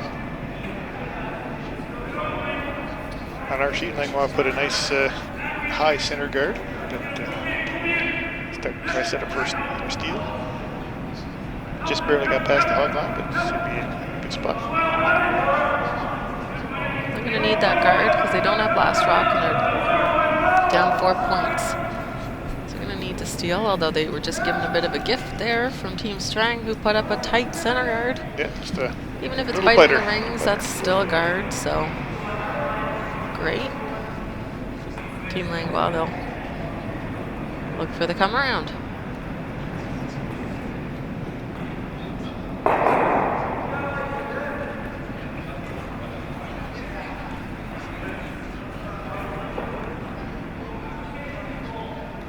Sweeper's like it, I think.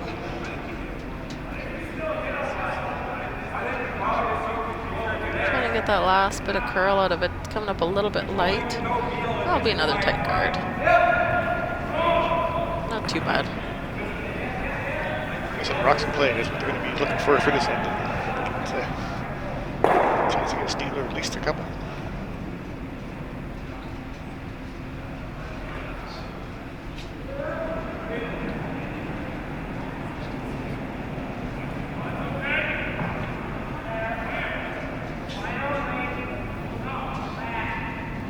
So Team Strang, they have hammer. They don't need guards. They're playing into the rings. Looks like the ice might be starting to slow down a little bit. Looks like these rocks aren't gliding as much as they were at the beginning of the game. Noticing that? Yeah, because you notice during the warm-ups, the rocks were coming in really nice. They were sliding. Not getting that quite so much now. Langlois is going to try to come around again. Try to put something in the top of the 4 foot, I would think.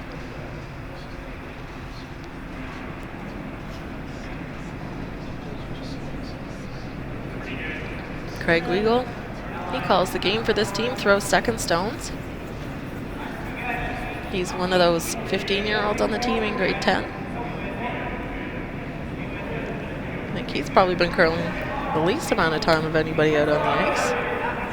At 6 years, which is still, for age 15, quite a bit of time. And he's one of the baseballers.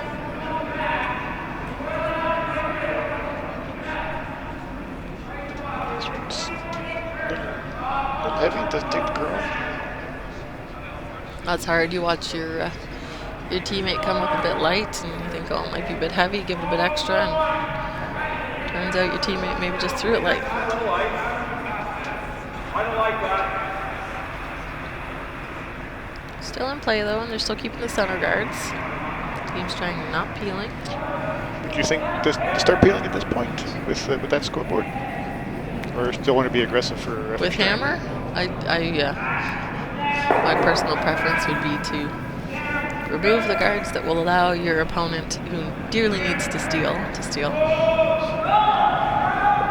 So with this one too, this one's light, and that's just adding another guard. You can see what I mean there. I mean, sometimes it works out. So I'll say, oh, this team should peel, and they don't, and then they somehow end up getting 2 or 3, and I look like I don't know what I'm talking about. But ultimately, I think at the end of the day, when you start playing against the teams that are going to be consistent against you and get up in points, and you don't peel, well, they'll take advantage of that, and they'll use your guards against you. So that's, I think that's the case here. All we're going to see Team Langlois do is try and come around these center guards. They're happy to have them in play. There's quite a few of them there now, so they put something buried here. It's going to be very hard to remove. Not even a remove. I mean, for Team Strang, they're just playing a waiting game. They're up 4. They just need to and not let the other team score. And blanks are great for them. They just need to wait out the clock. But start letting steals happen. Everybody's coming up light on this side now.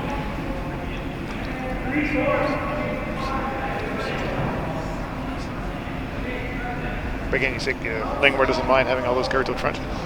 Yeah, that's what I always think is, what do your opponents want? Like, don't let them have what they want. So the team that's down in points, they need guards. That's the only thing that's going to help them generate points. And so if you're the team that's up with last rock, it's pretty safe to eliminate those guards. But if they make a good one here, they can certainly score. They're sitting one, and if they can use those guards first, but they would be relying on the other team's misses to get there. Yeah, this one didn't curl very much at all.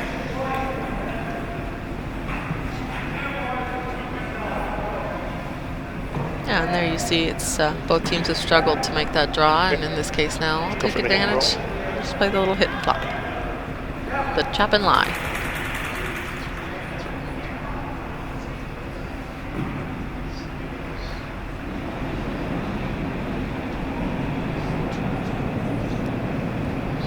This is that notorious. Yes, because actually say this side tends not to curl. They're swooping in.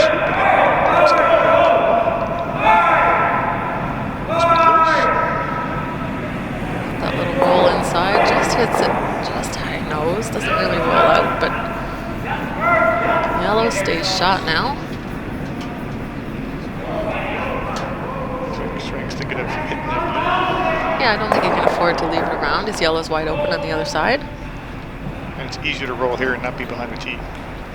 But think of it this way. If you're willing to hit your opponent's rock in the rings because you deem it a dangerous rock, why not hit a guard? Those are dangerous too.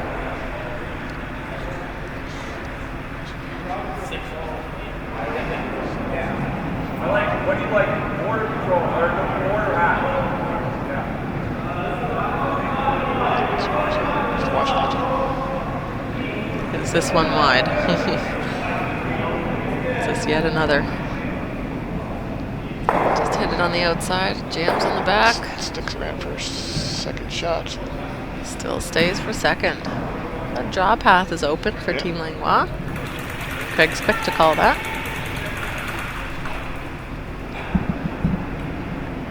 That size definitely seems to be tricky between a bunch of light draws and one slicky hit. So. It's going to be tough on the thrower. Very tough. Changing ice conditions are hard to deal with because you're always paying attention. You have to watch your opponents and your own team. Now everybody's throwing. This one looks like another one that's light. Got quite the stack of guards on the center line. It's all lined up pretty good.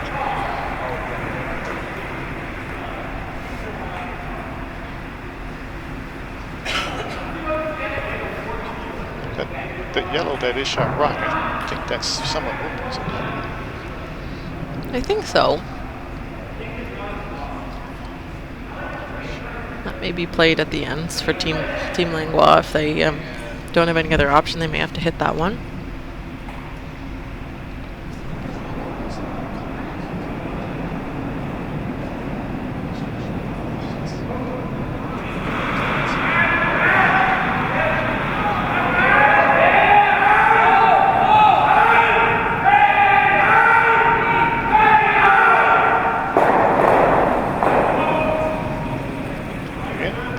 Those ice conditions must be getting really tricky out there for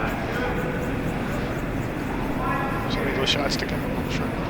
Yeah, exactly. And watching your opponents come up short and then doing the same is, you got to assume they're trying to adjust. So we're flipping back to the other side, like you mentioned, that Yellowstone's open. I think they're looking for it, flip inside it.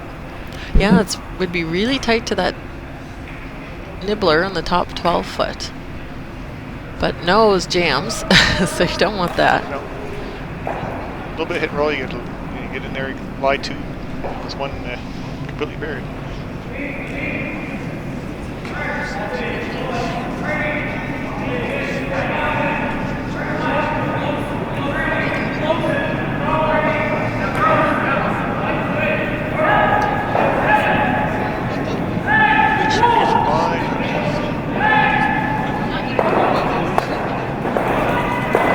just got inside, but It just barely missed that guard. So that was a tough shot to try to get inside flip. so you see at the back, it jammed on the back one. And I'll just update everyone, we do have our first final. Team Weagle taking the win over Team Lewin. So Weagle will continue on in the A division.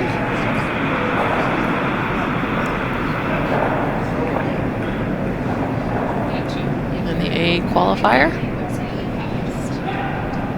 I think that one will be this afternoon. Next men's draw is at 4 o'clock.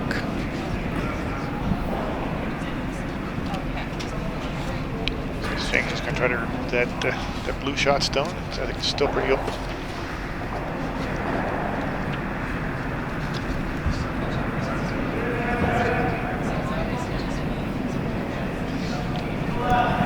So Weagle will be playing either Mosier or Young in the A qualifier at 4. And that will be on a feature sheet. Sorry for... We'll go back to our game. Strang is rock being swept aggressively. Be over curling a little bit.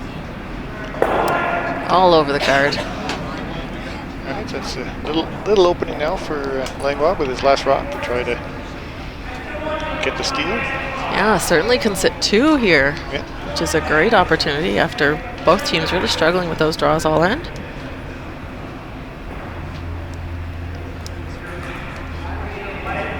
Looks like, or they might be guarding the one that is shot. They're looking at a couple different options.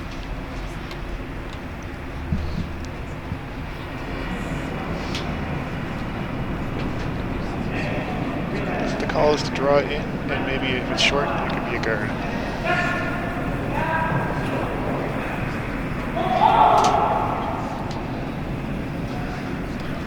Yeah, chip off the blue in the top 8 foot wouldn't be the end of the world. Shooter roll buried and the existing blue roll buried. This would be just thrown with T-line weight, something like that. Trying to make a curl.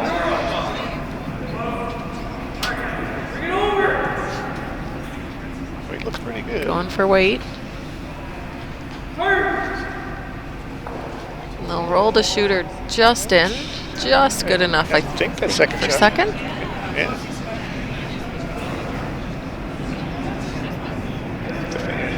Strang's got decisions to make here. I don't think too much of a decision. They didn't indicate which they think. We're back here thinking it's blue. Yeah, I think he's worried about that. If he goes for the double, the blue crashing on the yellow in the back. I don't think there's too much of a worry about that. You'd miss the double if that jam happens. And I feel like giving up a steal of one's not the end of the world for the team that's up 4 points. So a hit's the play, but I'd like to get the double here. If it was only one blue that was shot, I think they'd be going for the draw here. Yes, to your point. Yeah, steal of one is not going to hurt them too much at this point. No, this is a good example of just winding down the ends. Delay, delay, delay.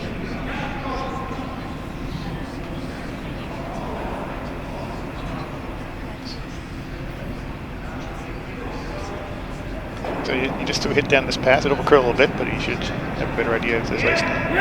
Last rock, 8th end. Looking for the double. 3%. So just gets the single. Steal of 1. Team Langlois, first steal they've had this game. They'll be happy to get that.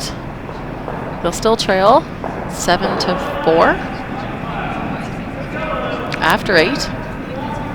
Strang will maintain hammer. I don't know what's going on with me. I can't speak.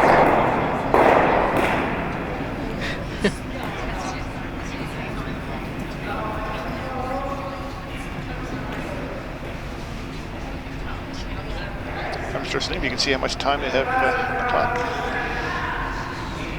They're both okay for time.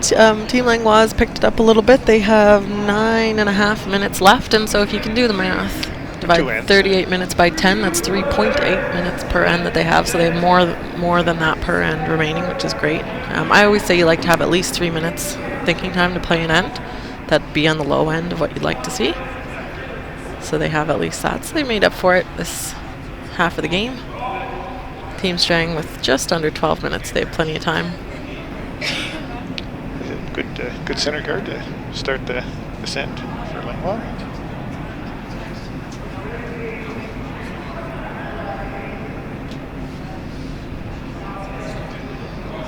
So game plan here, Team Langlois, they're still down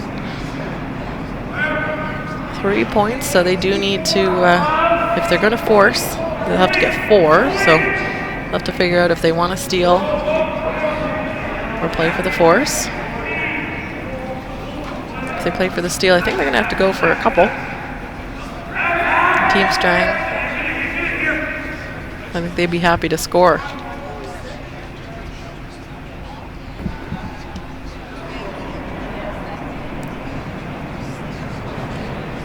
That first Strang Yellowstone from Ryan McDonald, or sorry, from Brady Landers, just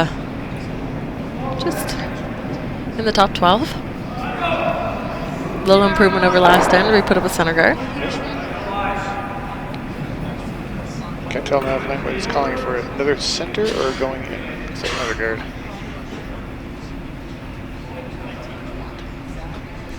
This one is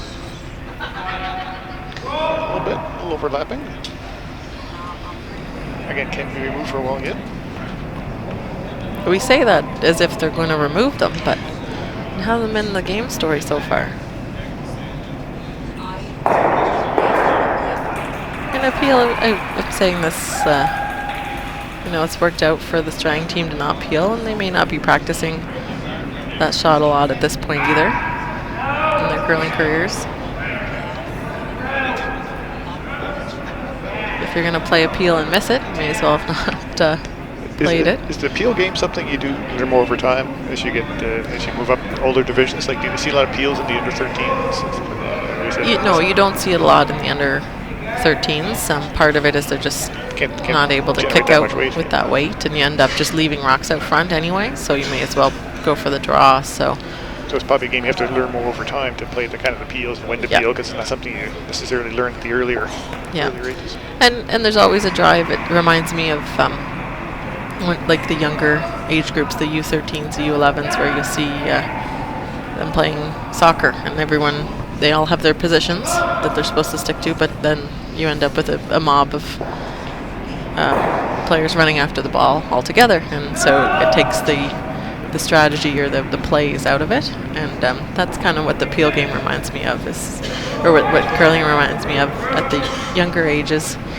In the Little Rocks programs, is everyone's trying really hard to get to the button on every shot, and that's not necessarily the strategy that's going to be effective in curling. So as you get older and you're able to make those hits and you're able to be a little more strategic about where you place your rocks, you find that the play kind of gets driven away from the center, and that's why when you have last rock, the play is away from the center.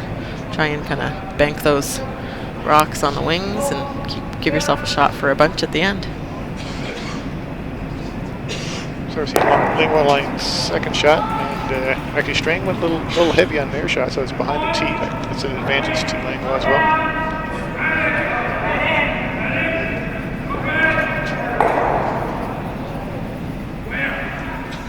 Both teams want to keep their rocks above the tee line.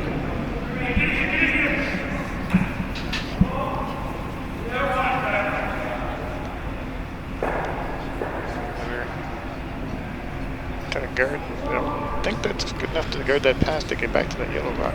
No, it looked like they were playing that one into the center, and it wasn't curling a lot. So a good chance to freeze here, or get close to the front of the tee line from that yellow. Would be a pretty good spot for a steal setting up there.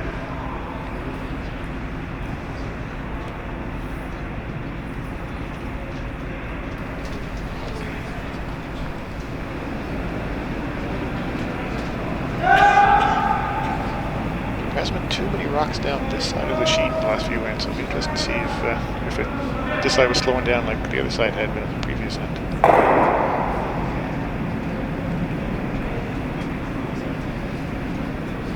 think we've seen generally less play on this side of the sheet. So I would expect it to be still a little quicker. Get this one to curl. And hanging out a little bit again. Make contact with that guard. Bumps that second shot up a little higher. Leaves the forefoot open though.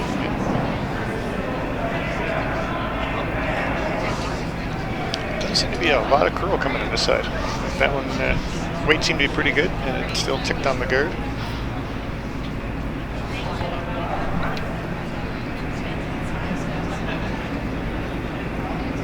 No, we're seeing the curl more in the area of the center line. Seeing a lot more over curls there than out wide. Oh, this one's going.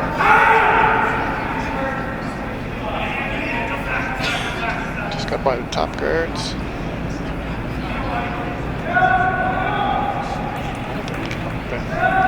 Again, that draw to the forefoot.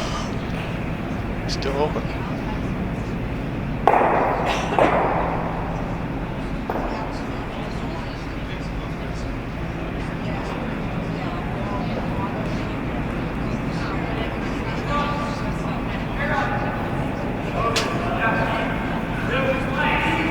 Sweeping this one for lines. This one might be going a little bit.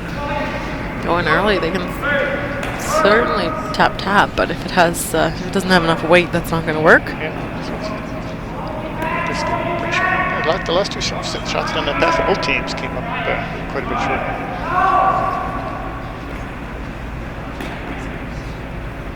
It's the story of the game the past couple of ends is those light draws.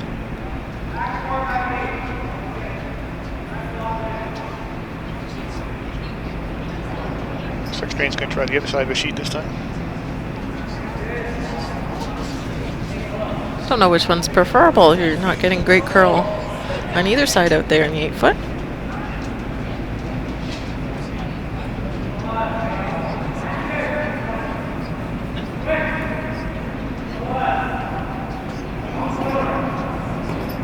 There's lots of room to draw on that side, so they still get definitely full forward this side.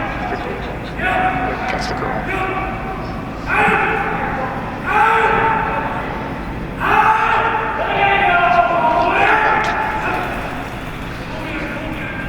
Yeah, they're not sweeping to keep it That was an aggressive straight. sweep to try to get. Won't make the rings. All right, another chance at this this draw. I said the last 2 or 3 shots have come up a little short. See if they can make the adjustment.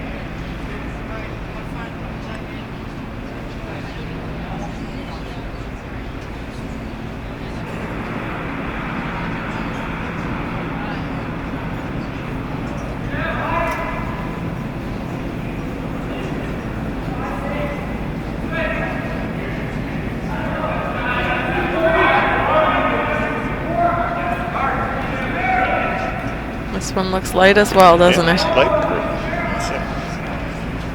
It's definitely something really tricky along that path that that's having trouble adjusting to.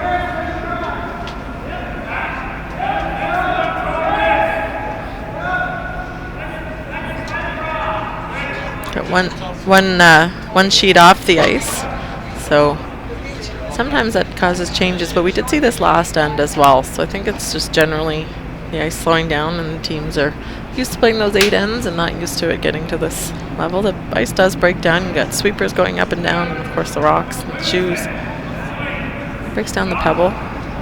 Yes, they probably don't play 10-end games on a regular basis, do they? Only during the big tournaments. Yeah. It's fatiguing as well. It's tiring to play those extra 2 ends when you're only used to the 2 hours, and it takes you to 2.5. Yeah. And that one, a little overthrown. Someone finally.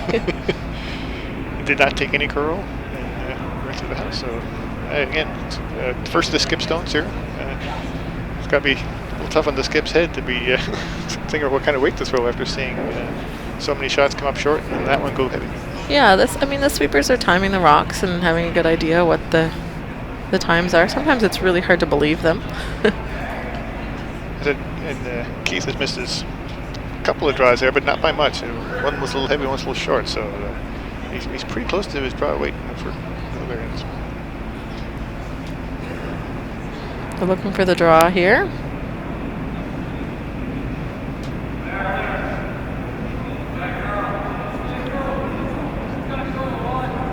Supers aren't testing it, maybe a little up. They're not shying away, but they're also not... Might be a tick. No, it's just if it stays, if it doesn't curl, the weight's up, doesn't curl. Don't know that was too much up. The weight actually seemed pretty good at the end of the day. I'm timing hog to hog. We would have been having closer to a 14.5 at the beginning of the game, and that was more like a 13.5 on that. So, well, he knows that it back has to been the tee slowing line, down. so the weight was actually pretty good on that shot. It just did not take the curl.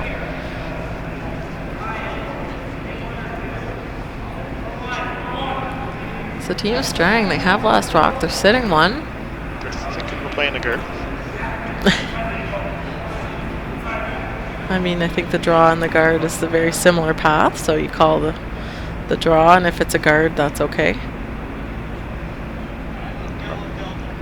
Looks like a timeout. We're getting a timeout, our first of the game. So what would your preference be, Selena, to actually throw the guard or try to get that second one, or second shot in there? Well, I think the other side of the sheet's taken away, so you're really looking at the same path, and I like the draw. I mean, the teams are finding it hard enough. You're probably going to be throwing it on your last. You may as well throw it now. Well, we'll have a 90-second timeout. Both teams get a chance to talk to the coaches. I was going to question if the coaches were allowed to come out. Conversation. Sure do. Right, a lot of times at this age, the coaches are the parents. It's probably more stressful for the parents out here watching these games than the kids playing them. Yes, we have a lot of parent coaches in this tournament. Did you ever get coached by your family? No, just as a substitute. My dad would come in when the coach was missing. And I wish I had a coach right now with my team. We don't have a coach, but you never know. I think it's a good person to have who's watching, paying attention behind the glass, seeing what's happening. It's not just the shots and the execution, it's the team dynamics outside of that. Curling is a very, very mental game. It can get frustrating, and the more frustrated you get, the less likely you are to make your shots. And so there's lots of variables, not just what's happening on the ice with the rocks, but on the ice with the actual people that are playing. So I'm always impressed when you see these young 15-year-old skips. I mean, to have the confidence and the ability and the game knowledge to be skipping at a young age is pretty cool. Yeah, it's a big job, and everyone has their roles, and you're always learning as you go, too. So I think they decided on the draw here. Although this one looks like it's already over curling. Will we get that by? Usually tell by Ryan's body language. He gives up on the sweep call when it's over curled. So that one over curled early. I don't think they expected it to. Again, we've seen two types of shots: light and over curled, and straight and fast. Was there a happy medium? One rock left each. And that draw port is awfully tight now for Keith. Is he going to have to play a raise? Might be looking at that ice. Might be more of a raising that blue in there. Usually it's a tougher shot, but the trouble with that side for the draw. Yeah, and this, I like if this is the angle raise. This is to sit 2. Yeah, it could be a lot of pressure. Down 3. Going to make a big one for his team.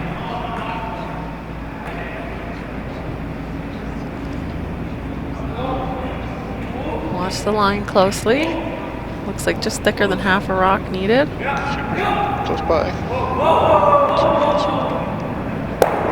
Let's see. Oh, and just thin. Good effort. That's it. Yeah, you don't miss them by much. This has to be so precise on those awesome reads. That was awfully close. So this is an open draw, already sitting the 1. Drawing for the second point. His last shot. Ryan Strang, 15-year-old skip. He's one of the youngest skips out here.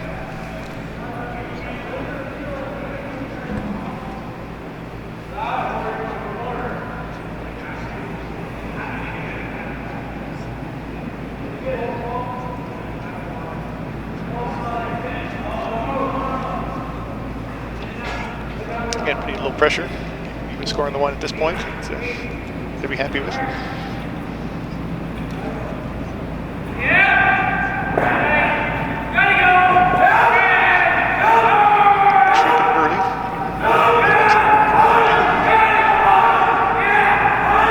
I'll get it by. Oh, and they'll wreck. Shooter won't roll in. It'll be a single. 8-4 now the score. Strang leads. 4 is not out of the question. I've given up lots of 4s and 5s in my limited curling career. I feel like they happen a little less often in the last end, but they do happen. They sneak up on you too. And to your point, you mentioned earlier, Strang has not thrown a lot of hits.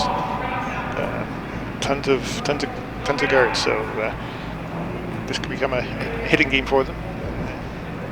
See what happens.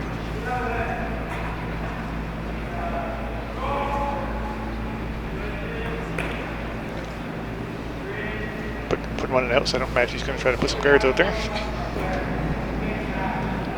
No.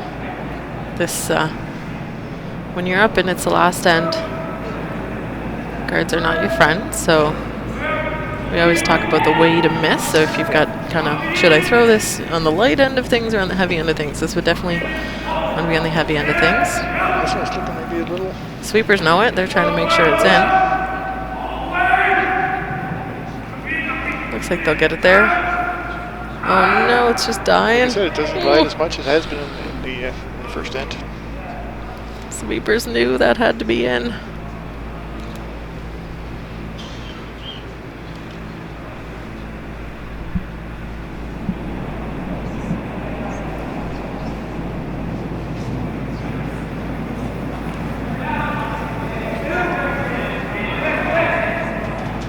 No doubt here. Craig's calling the guard, the corner guard. Just hanging out a little bit. Out across the center line though. They're maybe sweeping those a little bit early and they're not having a chance. That one still just got past the center line. Yeah, it's really acting as a center guard.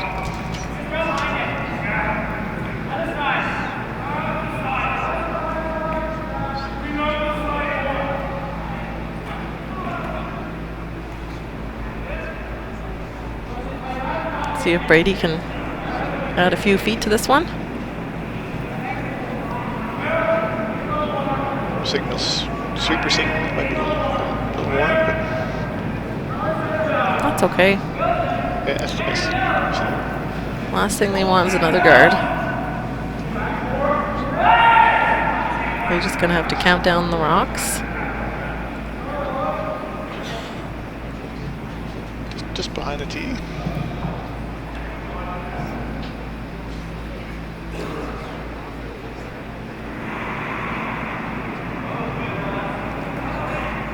Now the other side corner.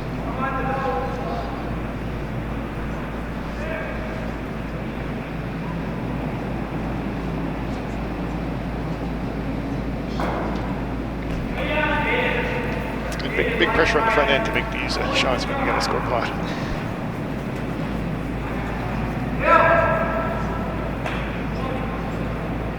Look like get it over.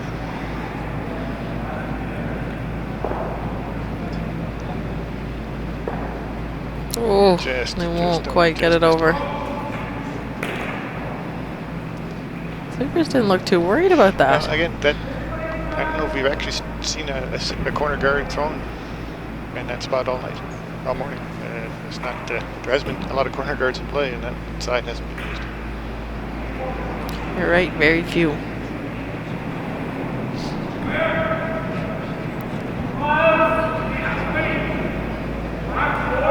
So we're on to second stones here with Colby Bootlier. This is the last rock before the free guard zone's over.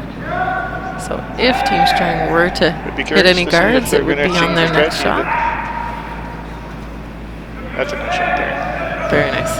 Very right in front of the touching the button area. Shots like that make your opponent's job quite hard. Now, instead of guards, would you just try and maybe tap those yellows back now to start building a wall since there's not a lot of guards in play? Or? Yeah, I wouldn't be playing any kind of hit weight, just to draw, tap, those kind of shots.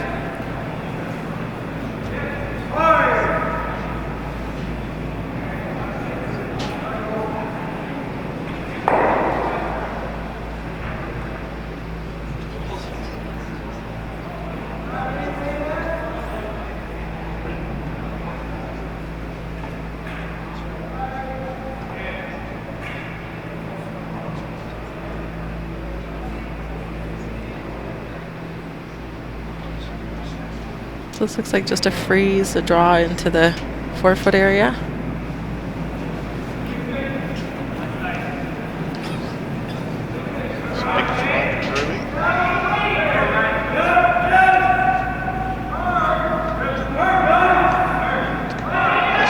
Yeah, it's diving at the guard though. Oh, and it'll make contact.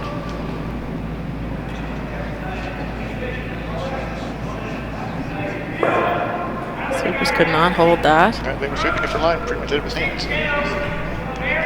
Tried their best. Oh, Ryan, he was going up to call appeal, Andrew. He was going up to do it. He wants to put it back in. He likes the center guard. I mean, I think that if you're going to appeal, you want to appeal the opponents, but just playing into it. Well, it's his style. It has been working for him this whole game, so I guess. It sure has. It's not broke, don't fix it. Plus, that one on the top of the button is in a really good spot. Yeah, that makes the decision a little easier. Although this one looks like it's starting to overcurl.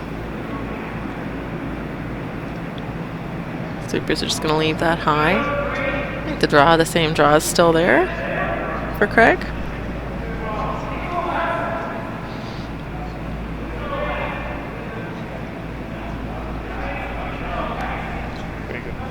Score. So many rocks, they start getting in play here. Yeah, this is the 4th blue stone to be thrown. One of them was that hogged rock, 2 of them are guards. So after this, all 4 have to count to tie. Yeah.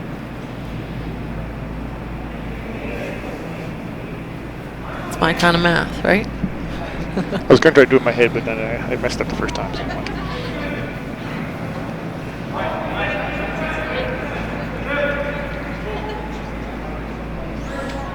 So got a bit of weight coming in. Sweepers aren't leaving it alone.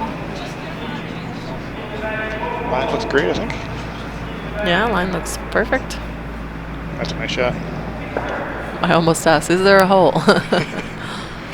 The only thing, I think the shooter popped open.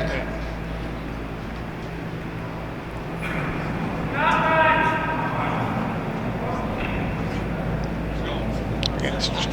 Team Strang has not thrown a huge number of hits. Oh, there you go for the peel.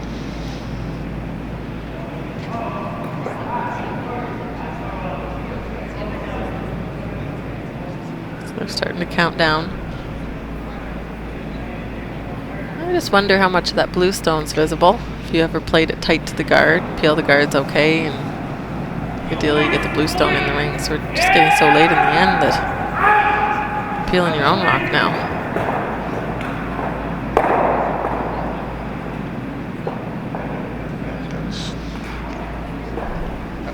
I think that the shot stone now is actually blocking the blue from being hit. Does that? The thrown stone? Yeah. Yeah.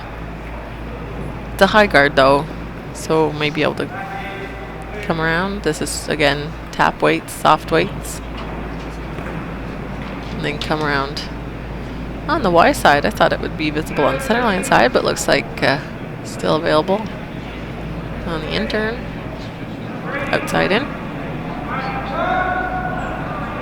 Our commentator booth is a little off to the side from the sheet, so some of the angles we're not being able to see from there. We're trying our best. I always go off the center line. How far from the center line is it? And they get that one by. Just by, that's nice. Is the shooter going to end up? Look at that. Well, those look queued up onto the yellows, don't they? Yeah, two beautiful shots by Team Langlois in a row there. Definitely probably give Strang a little nervous.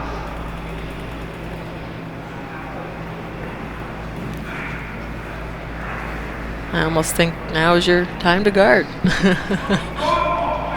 But with blue being 2-3. Looks like he's trying to play right down to it. That's not bad.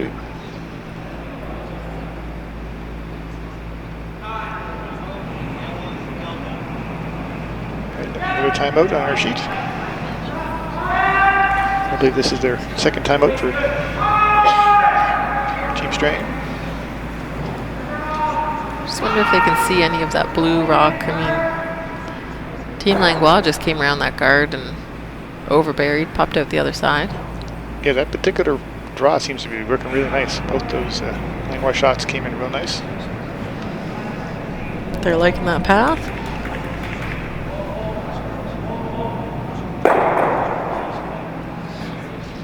Three left apiece. Langlois is still going to have to deal with the Yellowstone on the button. And put two more blues in that 4-foot area. So for Team Strang, in a defensive position, you always think, gee, hitting sounds good. It's hard for us to tell. I'm looking at the side camera there, and there's really no easy access to either of those blues by the looks of it. That high guard's guarding the wider blue? Yep. Just enough, I think, to you couldn't throw big weight at it.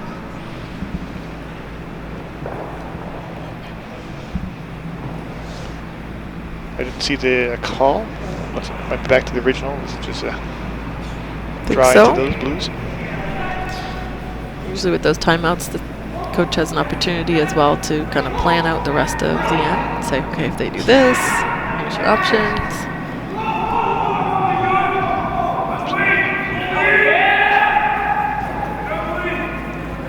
This one.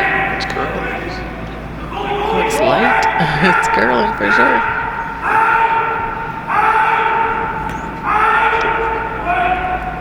Ooh, they got a little rub. I think that'll... It takes that... I don't think Team Langlois can down that pass anymore. Yeah, I do think that actually takes some shots away.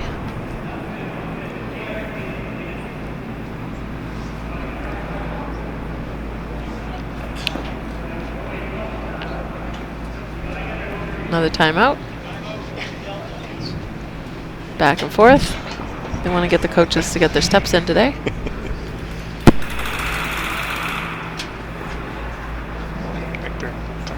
Freezing to that shot yellow.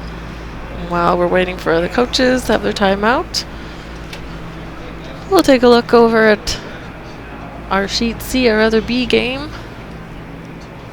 That's McIsaac defeating Sheffield. They haven't posted the 10th end, but McIsaac was leading going into 10.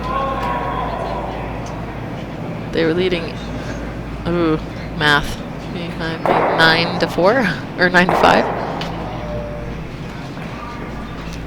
So Sheffield will be the first team to drop into that C bracket. McIsaac continue on in B.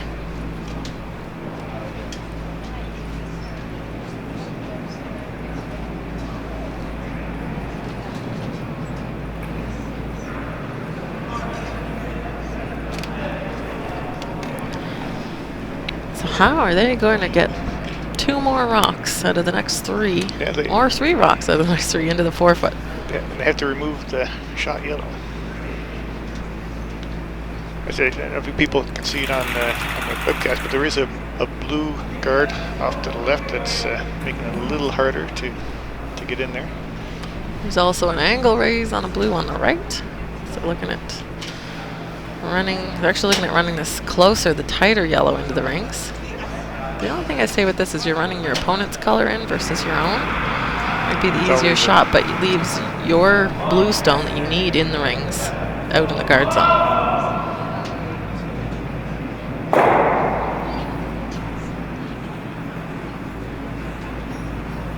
So their goal after this is to be line 2. Yep. So angle this into the top of the blue shot stone at the top of the 4-foot, or maybe just pick off the yellow. This could be at that as well. Yeah, they're looking at just picking out the yellow. I was thinking they were trying to get rid of the other yellow as well. They don't need to do that. So this has to over curl.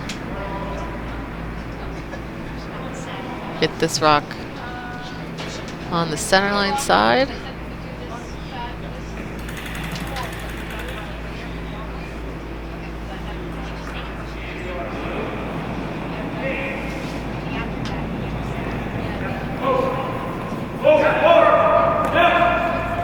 Close for line, now they're going. It's close. Oh, just over curled. Opens up the shot stone though. Yeah, I think Strang is looking at another tight guard. I'd be disappointed if they played anything else right now. They know that the next 2 rocks for Team Langlois have to count. So just block that path in. So they've missed very few guards this game, so have a good chance they'll get close to this one. Yeah, anywhere touching the center line works for this, I think.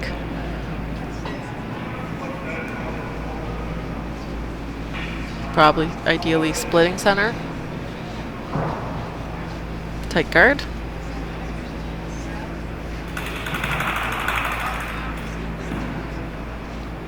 Our only other game out on the sheet is the Young Mosier game. They're tied 5 apiece. Playing 10, Young with hammer.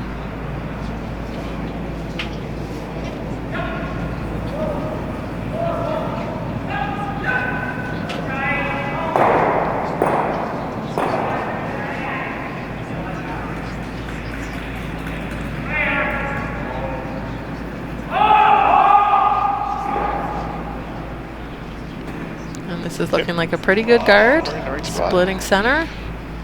Halfway. So what does Team Langlois have left? Any play in that blue? They gotta raise their own blue at this point if they're gonna play a raise. There might be a hole between. It's hard to tell if the guard that was just thrown actually over curled. It looked like it was splitting center, but now that I keep looking, might be just a little too far on one side. So is shot stone open? Looks like they're, based on where the broom's at. I think it is. Shooter has to stick around on this one.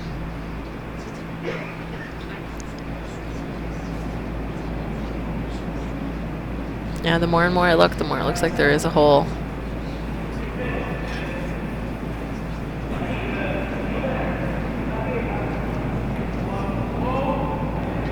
Has to stay in the rings. Sweeping to get this to curl. Oh, and it's on the outside guard. Third shot, or for a third blue. Still being on. So again, another guard call here, probably moving the broom out a little bit for Ryan. This should take everything away. I don't know what Keith will have for 4 after this. There's a shot to remove both yellows and keep your shooter in play.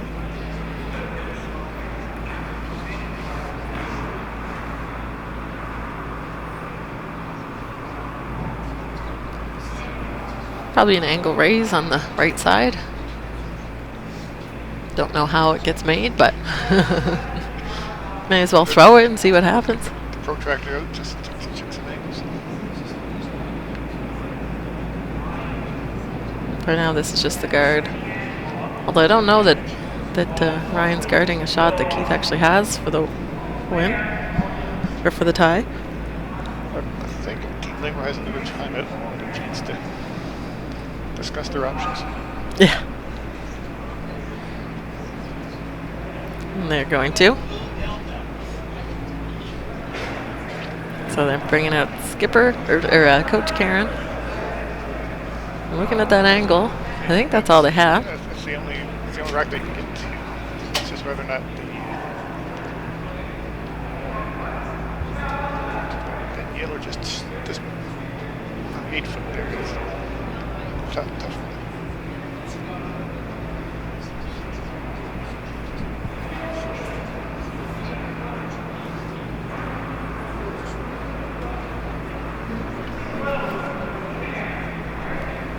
Karen will probably just confirm where they likely have to hit that rock. I think they'll have to raise a blue into the top blue.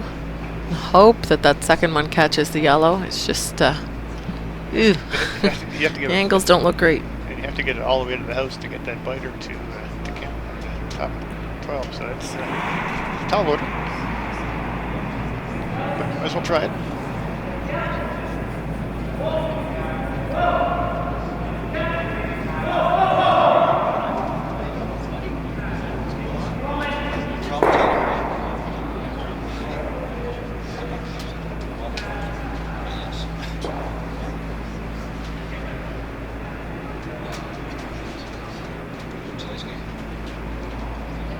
Again, the winner of this team goes to Station B. The losing team still has a chance to go into the C division.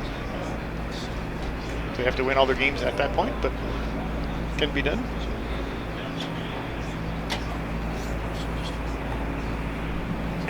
So they're gonna go for it.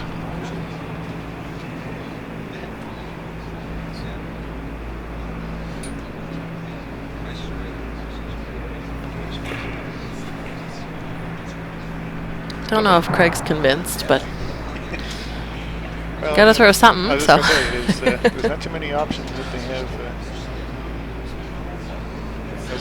As the caller, he has to get his mentally in his head where he wants that rock to hit. he doesn't think it's there. I agree, Craig, but you gotta throw something.